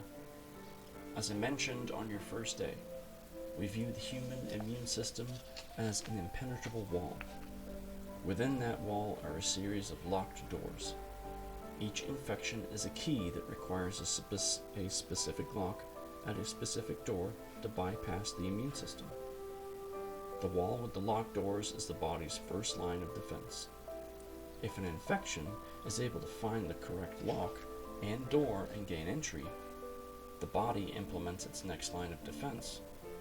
With an unlawful entry, the body engages its security system. It floods white blood cells to the area to attack and kill the virus. Once the battle is won, the body sends forth its investigative crew called the B and T cells. B cells make special proteins called antibodies that recognize and kill the infection quickly upon its return. They mark the infection as dangerous and instruct white cells to immediately attack and destroy the invader. T cells make signaling substances called cytokines, some fancy medical word, that tell other cells what to do to combat the virus. In addition, T cells destroy cells that have already been infected. It is our job to find a way to initiate or improve the body's defenses. Explained Ethan. The majority of human augmentation to the body's immune system are through the break, the key, and seal the door options. The creation of antibiotics is a method to provide the body with the firepower to kill the disease of those already infected. The development of vaccines is to force the body to think the virus has made it past the defense wall and that the battle has been fought and won. Therefore, it will send the B and T cells investigation teams to change the locks on the door and beef up the internal security in case another break-in occurs, added Karen. Is a live virus vaccine safe? Wouldn't someone just contract the disease if we infect them with the live virus? Asked Angela. Live virus vaccines are used all the time. Each year, the medical community develops live virus flu shots that are dispersed across the country at local pharmacy chains. The live virus vaccine technique leverages the body's natural ability to develop an immunity to a virus through the development of T-cell antibodies. This immune system response stimulates a long-term resistance after exposure to the infection. By introducing a weak live virus vaccine, the body is able to build up its natural defense without getting infected, explained Erica. If the flu vaccine creates an immunity, why do we have to get the shot every year? Inquired Angela. Viruses like the flu are skilled at rapidly mutating as they replicate. Each new virus is small, but often advantageous changes. These changes allow the virus to thrive and survive. These genetic alterations accumulate as the virus passes from one person to another. As time passes and exposure spreads, a virtually new strain of the disease emerges. This is why a new flu shot is required each year, added Dave. Why does our body not remember its previous infection? Pondered Angela. The main goal of the virus is to alter its appearance as it spreads. Therefore, our immune system memory T cells struggle to recognize the mutated version of the infection and attack it with the appropriate antibodies. This leaves the virus free to infect us once more, explained Karen. Excuse me, got an itch. Exactly. For a vaccine to work, it must not only allow the body to produce the necessary antibodies, but the memory cells need to recognize the virus the next time the host is exposed to the virus. Under ideal circumstances, the ultimate vaccine should induce long-lasting protective responses after a single administration. Wait, hold on. Responses after a single administration. Be produced at low cost and provide the ability to produce millions of doses. Typically, live virus vaccines allow for cost-efficient mass production with a strong immunity and long-term memory after a single injection. Based on the severity of the SARS outbreak, the most important criterion may be speed of delivery. The world does not have time to develop the perfect vaccine. Good enough will have to do, declared Ethan. Turn page.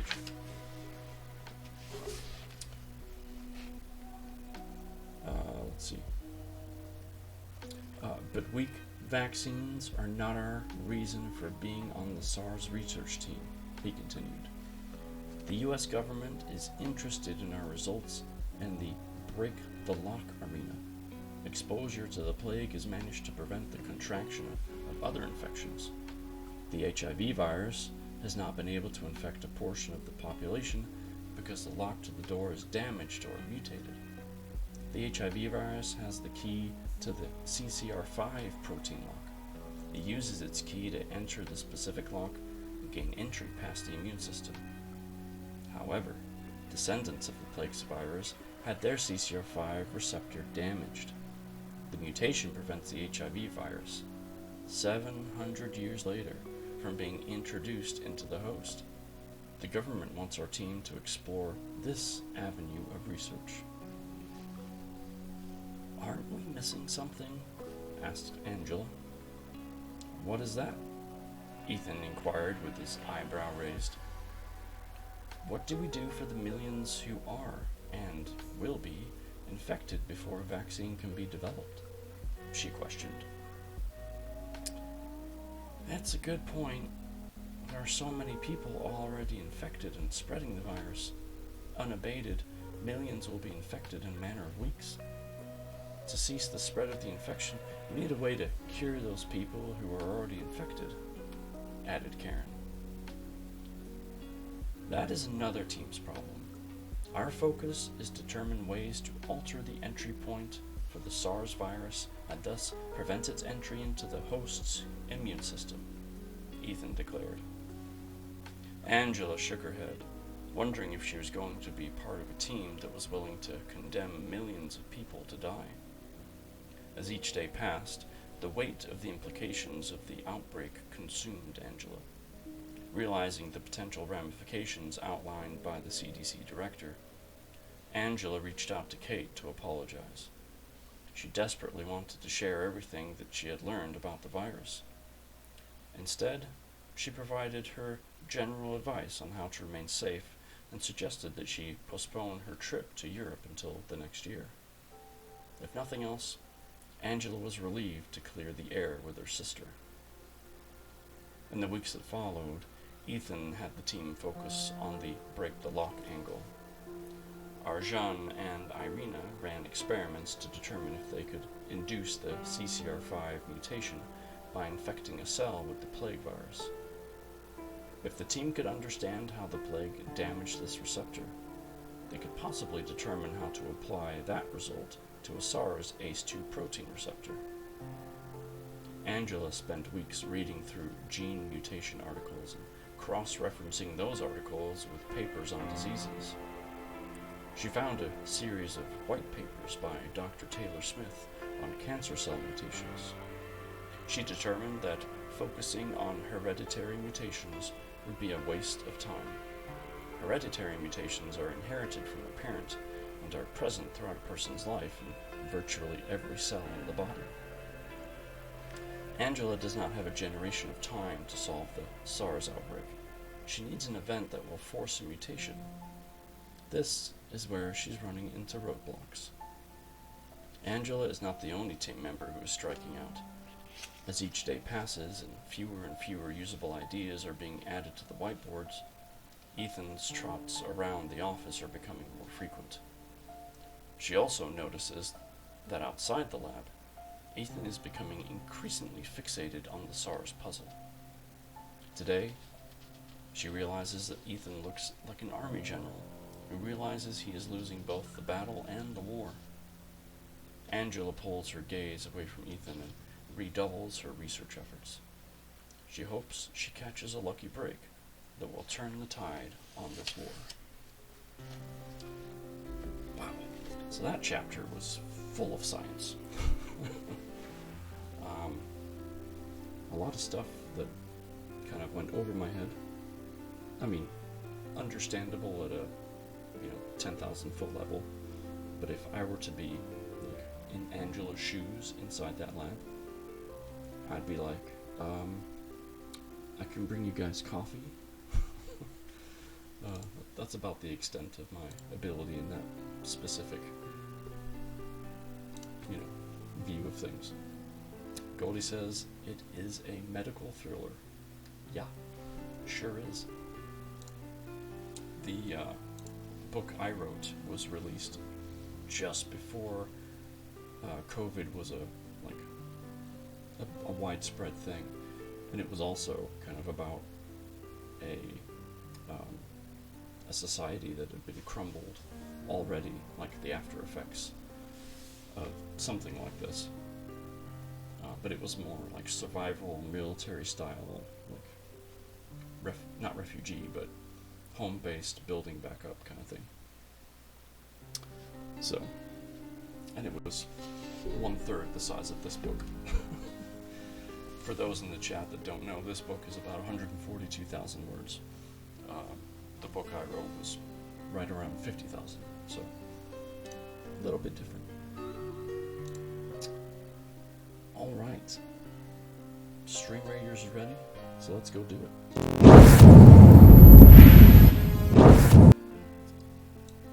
All right, let's see what we got here. We got mostly.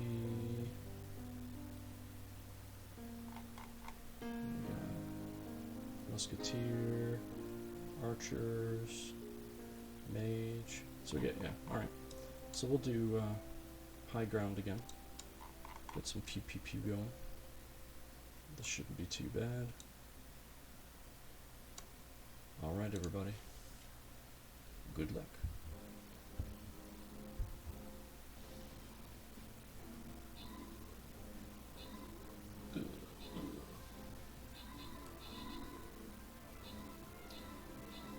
I wonder if they'll ever change the sound effects.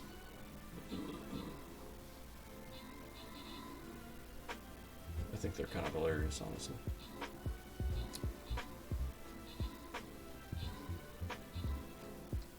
Man, Bubble going at it. I'm actually killing people this time. That's a first. There it is, folks. Business taken care of. Bubble and 13th, each getting the warrior scrolls. Good job. I spent a lot of time learning the science and then trying to make my pseudoscience add-ons seem believable. You know what? You have me convinced. I am convinced. Alright, let's do one more. And then we'll hit the gold up on the next stream, which will be Sunday. Alright, let's see what we got. Yes, this one. Yeah, they're revealed over time. I don't remember. Yeah, we'll do a bit of archer, a little bit of melee. I'll put my melee guy down. We'll go over here.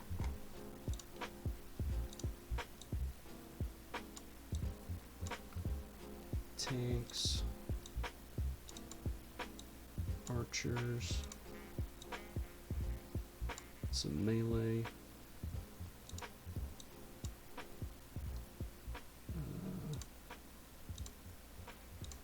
Supports. And we'll add a flag in right there as well. And then of course, whatever you want down there. Easy peasy.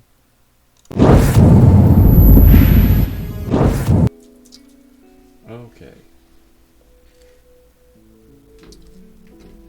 How are we all doing? Is everyone alright?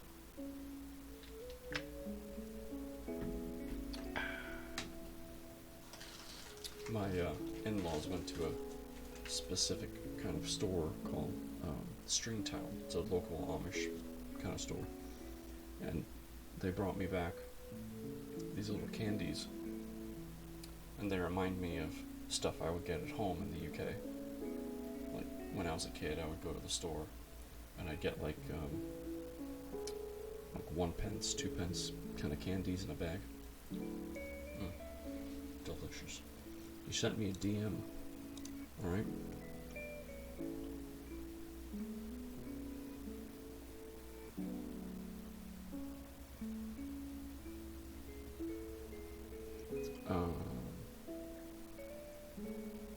Okay, yeah, that looks like some instructions. I appreciate that, so I'll check that out after. Alright, take another quick drink.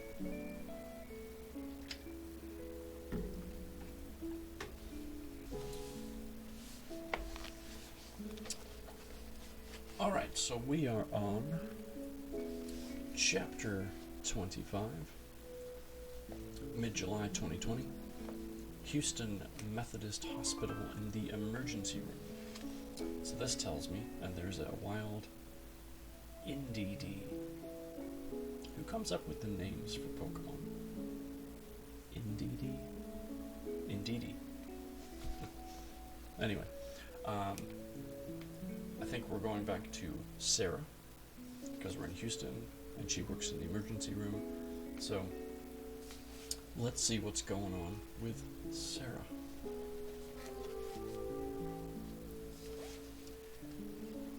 The medical device gives off a 2-tone beep, indicating that it has completed its cycle. Sarah leans forward and removes the thermometer from Mrs. Stevenson's only available orifice. I'm not sure what that is. Once she is done, she pops the thermometer cover into the biohazard container. With her hands free, Sarah rolls the patient back onto her back and repositions the oxygen mask onto this. Oh, she put it in her butt. Okay, got it. That took me a second to connect the dots there. She rolls the patient back onto her back and repositions the oxygen mask onto Mrs. Stevenson's face. Sarah pats the patient on the shoulder and says her goodbyes. As she exits, she removes her medical gloves while folding them inside out and discarding them into the secondary biohazard container by the door. She retreats momentarily to the nurse's station to record the 101.5 fever into the medical system. While waiting for the program to load, Sarah takes a moment to massage her aching legs. She laments at the soreness of her legs, considering she is only partly through a double shift. She had agreed to cover for Tanya, who called in sick early in the day. This being Sarah's first full year, she's not sure if the level of activity is normal. When she joined the ER team in the fall, her training nurse told her that summer tends to be the busiest time of the year. As the weather warms, individuals are partaking in outdoor activities. Furthermore, alcohol-fueled weekend barbecues lead to a host of accidents. However, Sarah's not experienced the cuts, scrapes, or breaks that she was expecting based on this warning. Over the course of the past month, Sarah has struggled to keep up with the coughs, colds, and fevers that have entered the ER. The veteran nurses initially explained that the unseasonably long winter has extended the flu season. Sarah is now well versed in the assessment and instruction related to treating flu symptoms. At the beginning of the summer, those patients suffering from flu symptoms would be given IV fluids, oxygen, and fever-reducing medicine. The team would monitor the person's vitals for several hours to determine if the person was improving. The majority of the flu victims passing through the ER were returned home to complete their recovery. Before the patients departed, Sarah provided the instructions to properly manage the flu. After her verbal instructions, she handed them a pamphlet to take home with them. Her final instruction was to remind the patients to get their flu vaccine at the beginning of the next season, which I have my flu vaccine. Just want you to know. As the summer waxed, Sarah's flu-related cases continued to expand. First, it was a case every few days, then once a day, and then a couple cases per day. Besides the volume, the level of the severity also increased. In the past week alone, 15 respiratory cases were admitted to the hospital. 7 of those cases were placed on ventilators. 2 weeks ago, as the number of cases began to suddenly rise, the ER team was debriefed on new CDC directives.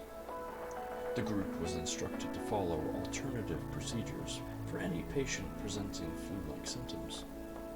For each patient, the medical team was required to forward a log of the patient's vitals, along with a vial of blood to the CDC medical lab for testing. At the time, the medical team was informed there was an atypical pneumonia spreading in Asia. The CDC wanted to analyze all flu or pneumonia-related illnesses for a connection to the Asia outbreak. Sarah went home that evening and searched the internet for Asian atypical pneumonia. She found a host of articles describing a potential outbreak in China and the potential spread of the illness to other countries.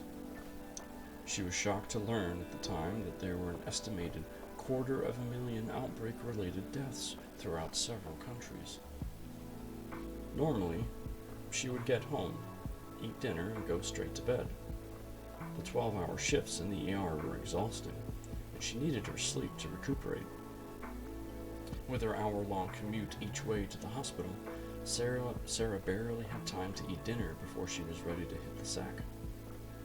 There was no time to sit and watch the news. On her off days, she concentrated on running errands and attending her military wife support group. But this outbreak was so compelling, and now so directly related to her daily existence, she decided she would use her commute from now on to listen to the news. After the team received the notice, Sarah ended each shift by collecting the medical records and a final blood draw from each flu patient discharged from the emergency room. She placed the records and vials in a medical parcel and called the mailroom to collect the package for shipment to Atlanta. Each night as she drove home, she listened to NPR radio to determine if there was any news of the pneumonia outbreak spreading to the United States. I listen to NPR sometimes too. It's actually kind of interesting what you can learn on there. She was sure if they had a positive case, the CDC would identify it and inform the public. She breathed a sigh of relief each night when there was no news of any domestic cases. Oh, you were lied to. You were lied to, Sarah. Now, weeks later, the recent news on the virus has Sarah anxious and concerned. During her commute this morning, she heard the global deaths from the outbreak are now approaching 1 million, and the United States death toll has reached 8,000. The global community is in a full-on panic. Exactly, CDC is hiding the outbreak results. Yeah. CDC and WHO representatives have teams of doctors examining various hotspots around the world. In the United States, scientists have provided public safety announcements informing citizens to limit travel, wash hands thoroughly, avoid crowds, and minimize contact with sick individuals. Upon hearing the news report, Sarah's level of anxiety climbed. Her nerves only relaxed when Phil Cashman, the head of the CDC, declared the United States had isolated infectious hotspots and was controlling spread through contact tracing. Wow, I even said that wrong. Contact tracing. There we go. Nailed it. However, he suggested that the U.S. residents should follow the CDC and WHO recommendations when possible. When Sarah arrived at the hospital, she found the ER filled to capacity. Patients in respiratory distress already occupied all 4 ER rooms she was to oversee. She barely had time to get settled before she was called into action. A teenage boy was admitted to the ER shortly after she had arrived. The young man had suffered a concussion while wrestling with a friend during a sleepover.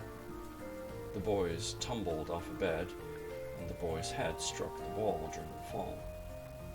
The floor was out of rooms, and Sarah had to set him up in a hallway next to her set of rooms. He was not the first person to get the 1-star accommodation. An older woman with low abdominal pain was set a bit further down with the same hallway. After she got him settled, Sarah made the vitals rounds to the other patients, and then retreated to the nurse's station, where she now sat. She barely had a moment to massage her aching legs when the mother of the young boy with the concussion approached the nurse's station. "Can you tell me why my son is not in an ER room? We are stuck in a hallway, for God's sake," states the mother, her voice rising as she makes it through the sentences. She pushes up from her chair. "Oh, David, thank you for hosting the stream. Bubble, can we get a shout out, please, for David Ayer on the air? He also reads and plays music. He's a good reader, too."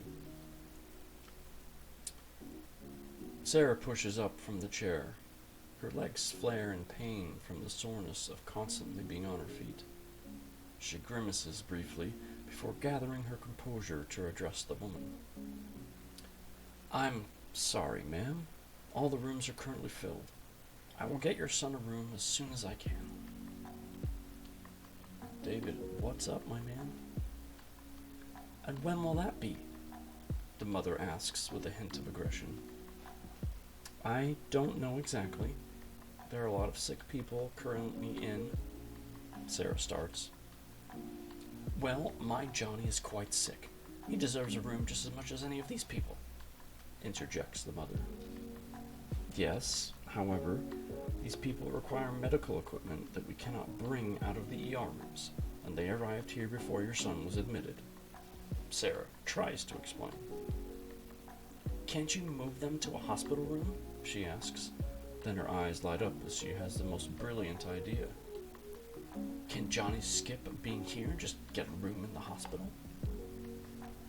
"The hospital rooms are very full right now. We're waiting on a call from admissions to move these people off the ER unit," Sarah states as she gestures toward the rooms. "The most important thing for your son is that he's where we can closely monitor him. I will be regularly monitoring his vitals while we wait for his MRI. We pulled him out of the waiting room so he could get in the MRI queue. Also, I thought it would be more comfortable for him to have a place to lie down rather than have to sit in the waiting room chairs." Zebra, welcome back. I like the background, it's cool. Yeah, I just found it today. I thought it was pretty cool. I'm going to play around with backgrounds every so often just to, find something that I like. Hey, place those units, folks. This is our last Stream Raiders, so get your units in. The mother grudgingly accepts the explanation and returns to her son. Sarah sits back down and returns to kneading her legs. Usually she handles the cuts, bumps, and breaks while working her shift. Johnny is the type of case to which she is accustomed. She usually sits with the patient, keeps him comfortable, and babysits him while waiting for his name to be called for one test or another. After the tests, the patient is either discharged or admitted to the hospital. Rinse and repeat half a dozen times, and that's Sarah's shift. On rare occasions, she assists on a heart attack or gunshot wound, but since her first day, she has only seen a few of those. Now she is constantly turning over her ER rooms. She feels like a waitress working at a trucker's diner. Get them in, get them out, and take a minute in between to wipe everything down. With the moment off her feet, Sarah turns back to the computer and updates the medical records. All of her current patients, other than Johnny and the woman with stomach pain, will have their medical records transferred to the CDC. Sarah spends extra time on those medical records, recording all the relevant observations. She wants to be sure the CDC has a plethora of information to evaluate. She thinks all the flu cases she had before the notice. How many of those were actually this atypical pneumonia? When the notice arrived, Sarah brought this observation to the lead nurse. She wanted to know if they should review the medical records for the past few months to identify potential cases to send to the CDC. The lead nurse explained that they did not have usable blood samples from those patients to send to the CDC because the blood samples are only used once per test. During each test, it's possible the bacteria can be introduced into the sample. Therefore, the lab refuses to reuse blood samples. Even if the lab still had the blood samples, the shelf life of those samples would have been only 6 weeks. There were no valid blood samples to provide to the CDC. They would be needlessly clogging the CDC with useless information. Therefore, Sarah does her best with her current cases to give detailed, informative notes. She begins to update the records for Mrs. Stevenson. She reviews the record to make sure she is about to update the correct record. She reads through the medical notes. Poke a catch as a wild cloister appears. It's a 56-year-old female admitted with flu-like symptoms. Patient indicated that she had been fighting a fever for the past 3 days. Over that time period, the fever continued to climb. Patient decided to visit the ER after experiencing chills and body aches overnight. Since the onset of the illness, the patient has indicated a lack of appetite. During the initial medical review on the ER floor, the evaluating nurse noticed a rash across the woman's trunk. See attached JPEG for a photo of the rash. Across the woman's trunk. Care to explain, Goldie? I am not sure what you mean. Sounds interesting.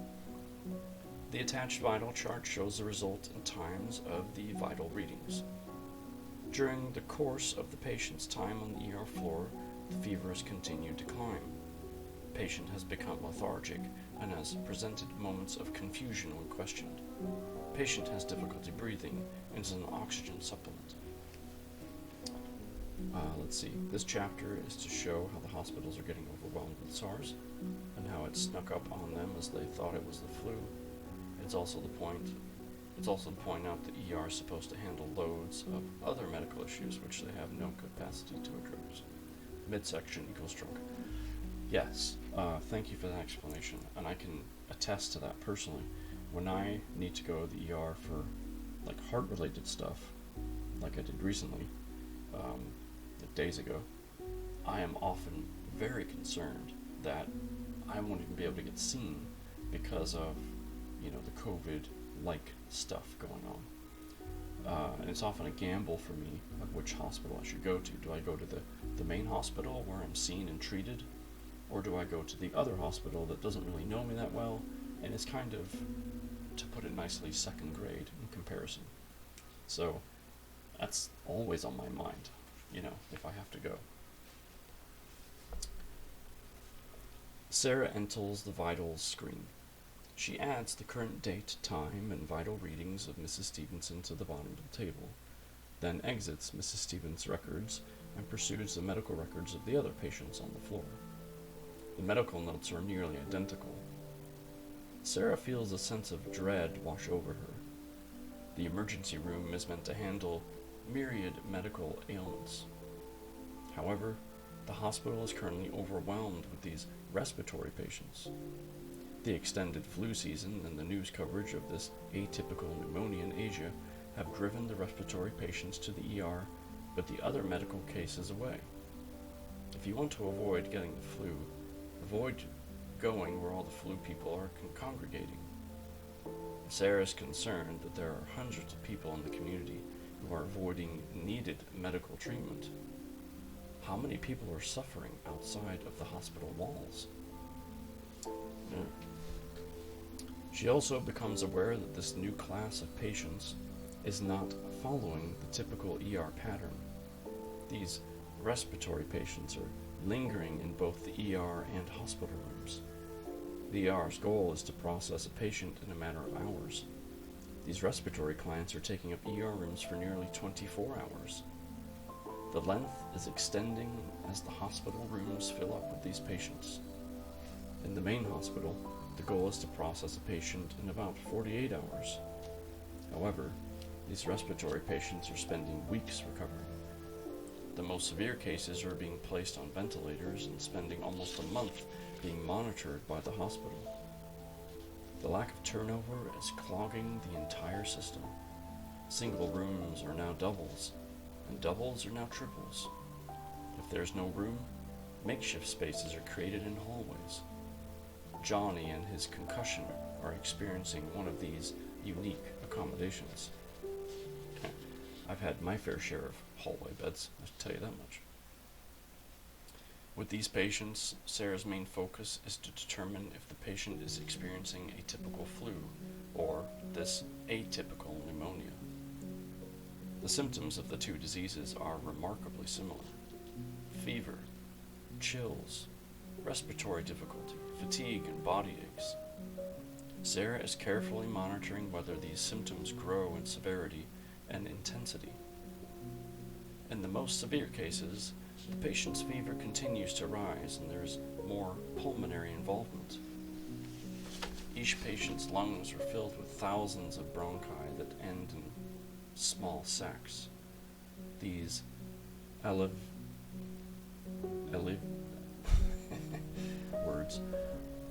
These alveoli, A-L-V-E-O-L-I, alveoli, have a fine mesh of capillaries.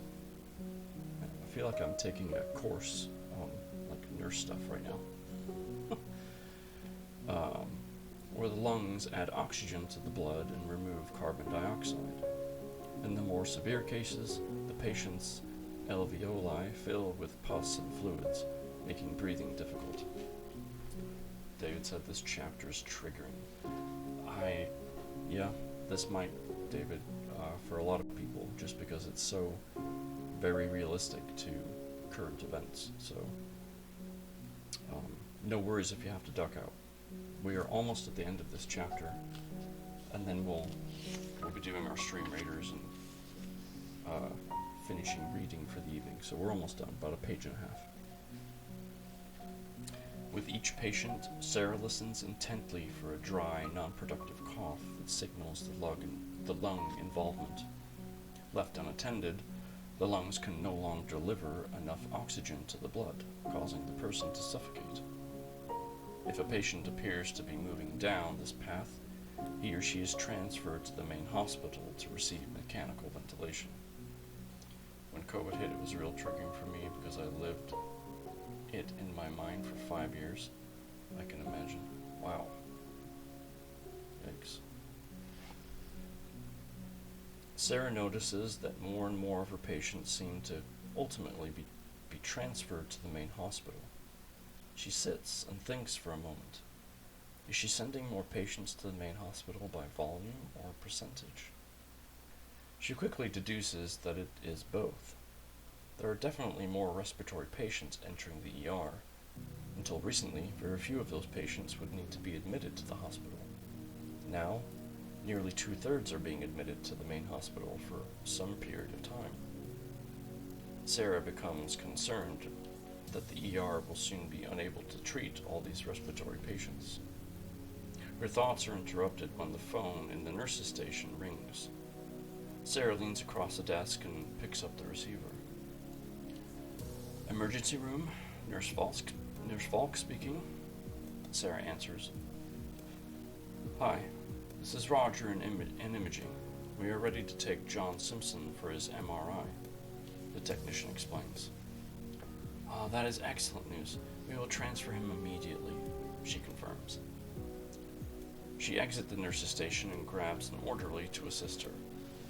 She makes a beeline for the young boy and his mother. I have fantastic news. Evan here is going to take you to the imaging department to get your MRI. Once we have that, the doctors will present you with a treatment plan, Sarah offers. Evan steps forward and moves to the head of the boy's gurney.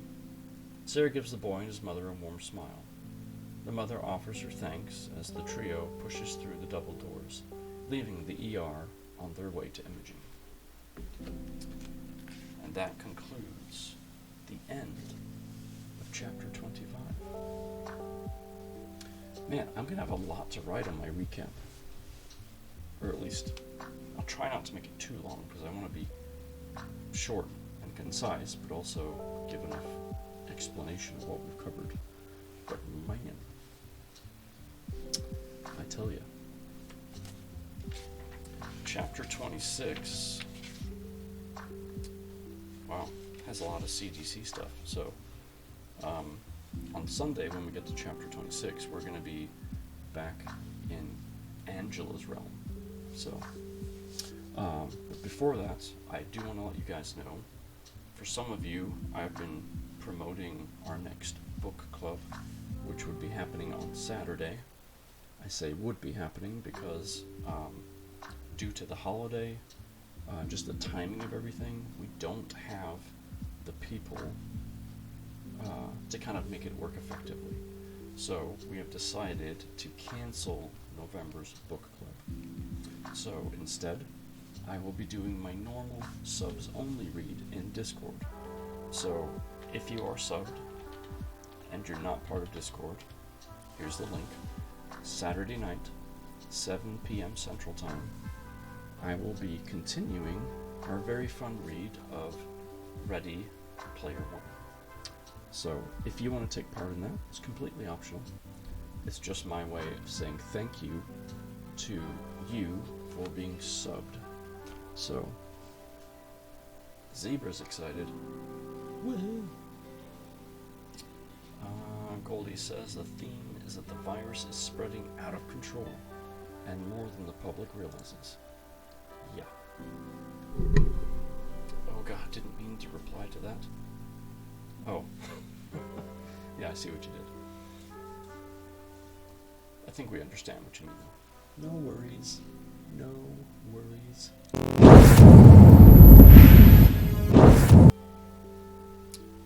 Bubble says, I really enjoy listening to you read. Well, thanks, Bubble. I appreciate it. G for P's in the house. Oh my goodness. I'm personally going to do your shout out, sir. G for P is the founder of the Plat Squad, and he has graciously allowed me to be part of. Let me just make sure I spelled that right. Gaming for Black Denims. This guy plays a bunch of horror games, and he screams like a girl. Go check him out. He's a lot of fun to hang out with. So, yeah. Thanks for stopping by, G. We're almost done here, actually. Can you tap on the microphone? Okay, I tapped on the microphone. I think you are now past the medical heavy part of the book. Okay. Hope you had a great Thanksgiving, buddy, and feeling better, my dude. I'm mostly feeling better, yep. I've got a few pills to help with the pain. Only a few, though, so I've asked my doctor to see if I can get more. But yeah, as long as I can get a few more, I should be alright. But yeah, I appreciate it. Thanksgiving was good. I hope you had a good time with your family, too. I'm misplacing my troops. I'm such a bad moderator. No, you're not, Bubble. You're amazing.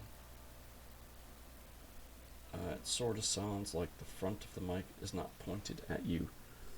Oh. Yeah, it keeps twisting. Is that any better? Thanks for a great reading job tonight. Well, thank you, sir. Alright.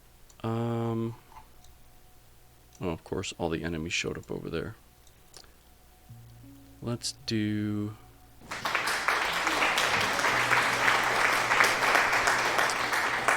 Huge difference in sound. Why didn't you guys tell me? Probably sounds like I was in a distant room somewhere. Alright, folks. Easy win. Here we go. I didn't know it was backwards, I'm sorry. The soft, soothing sound was so much better. Well, ban chat. Yeah, I'm gonna do a G for P move here, and I'm just gonna start banning people that, you know, I don't agree with. So, you're out. Can I time G for P out? For 1 second. Nicely done. Actually, while that battle's going, I need to see who we can go raid. Let's see. Who is on right now?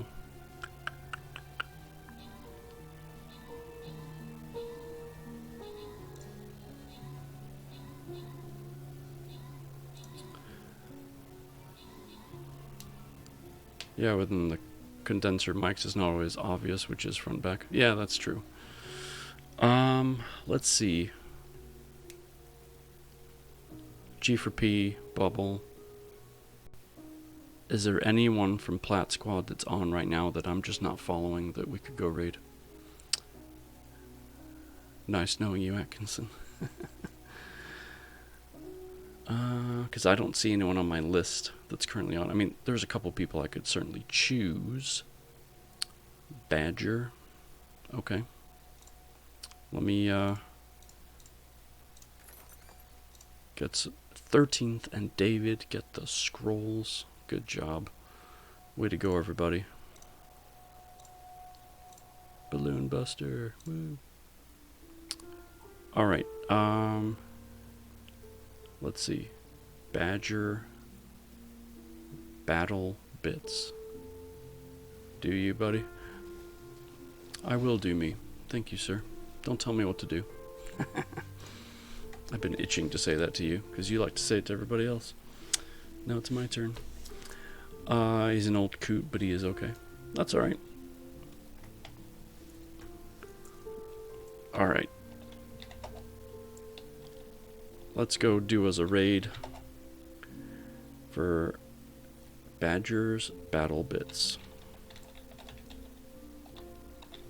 No idea who that is, but that's okay. Thank you, everyone. Appreciate you hanging out with me tonight. Thank you for the raids, for the follows, for just being awesome. Again, if you're subbed, I'll see you on Saturday in Discord for the subs only read. Otherwise, Sunday, 2 p.m. Central Time, I will be back on here continuing our read, playing some Stream Raiders. I hope you all have a great night, and remember, you may not be able to change the whole world, but I guarantee you can change the world for someone. Be amazing. Have a great night. Have a fantastic Friday. And David, thank you for gifting that sub to Axion. Thank you so much. Right at the end, too, as we're about to raid out. Thank you. Thank you, thank you, thank you. Take care of yourselves, and we'll see you next time.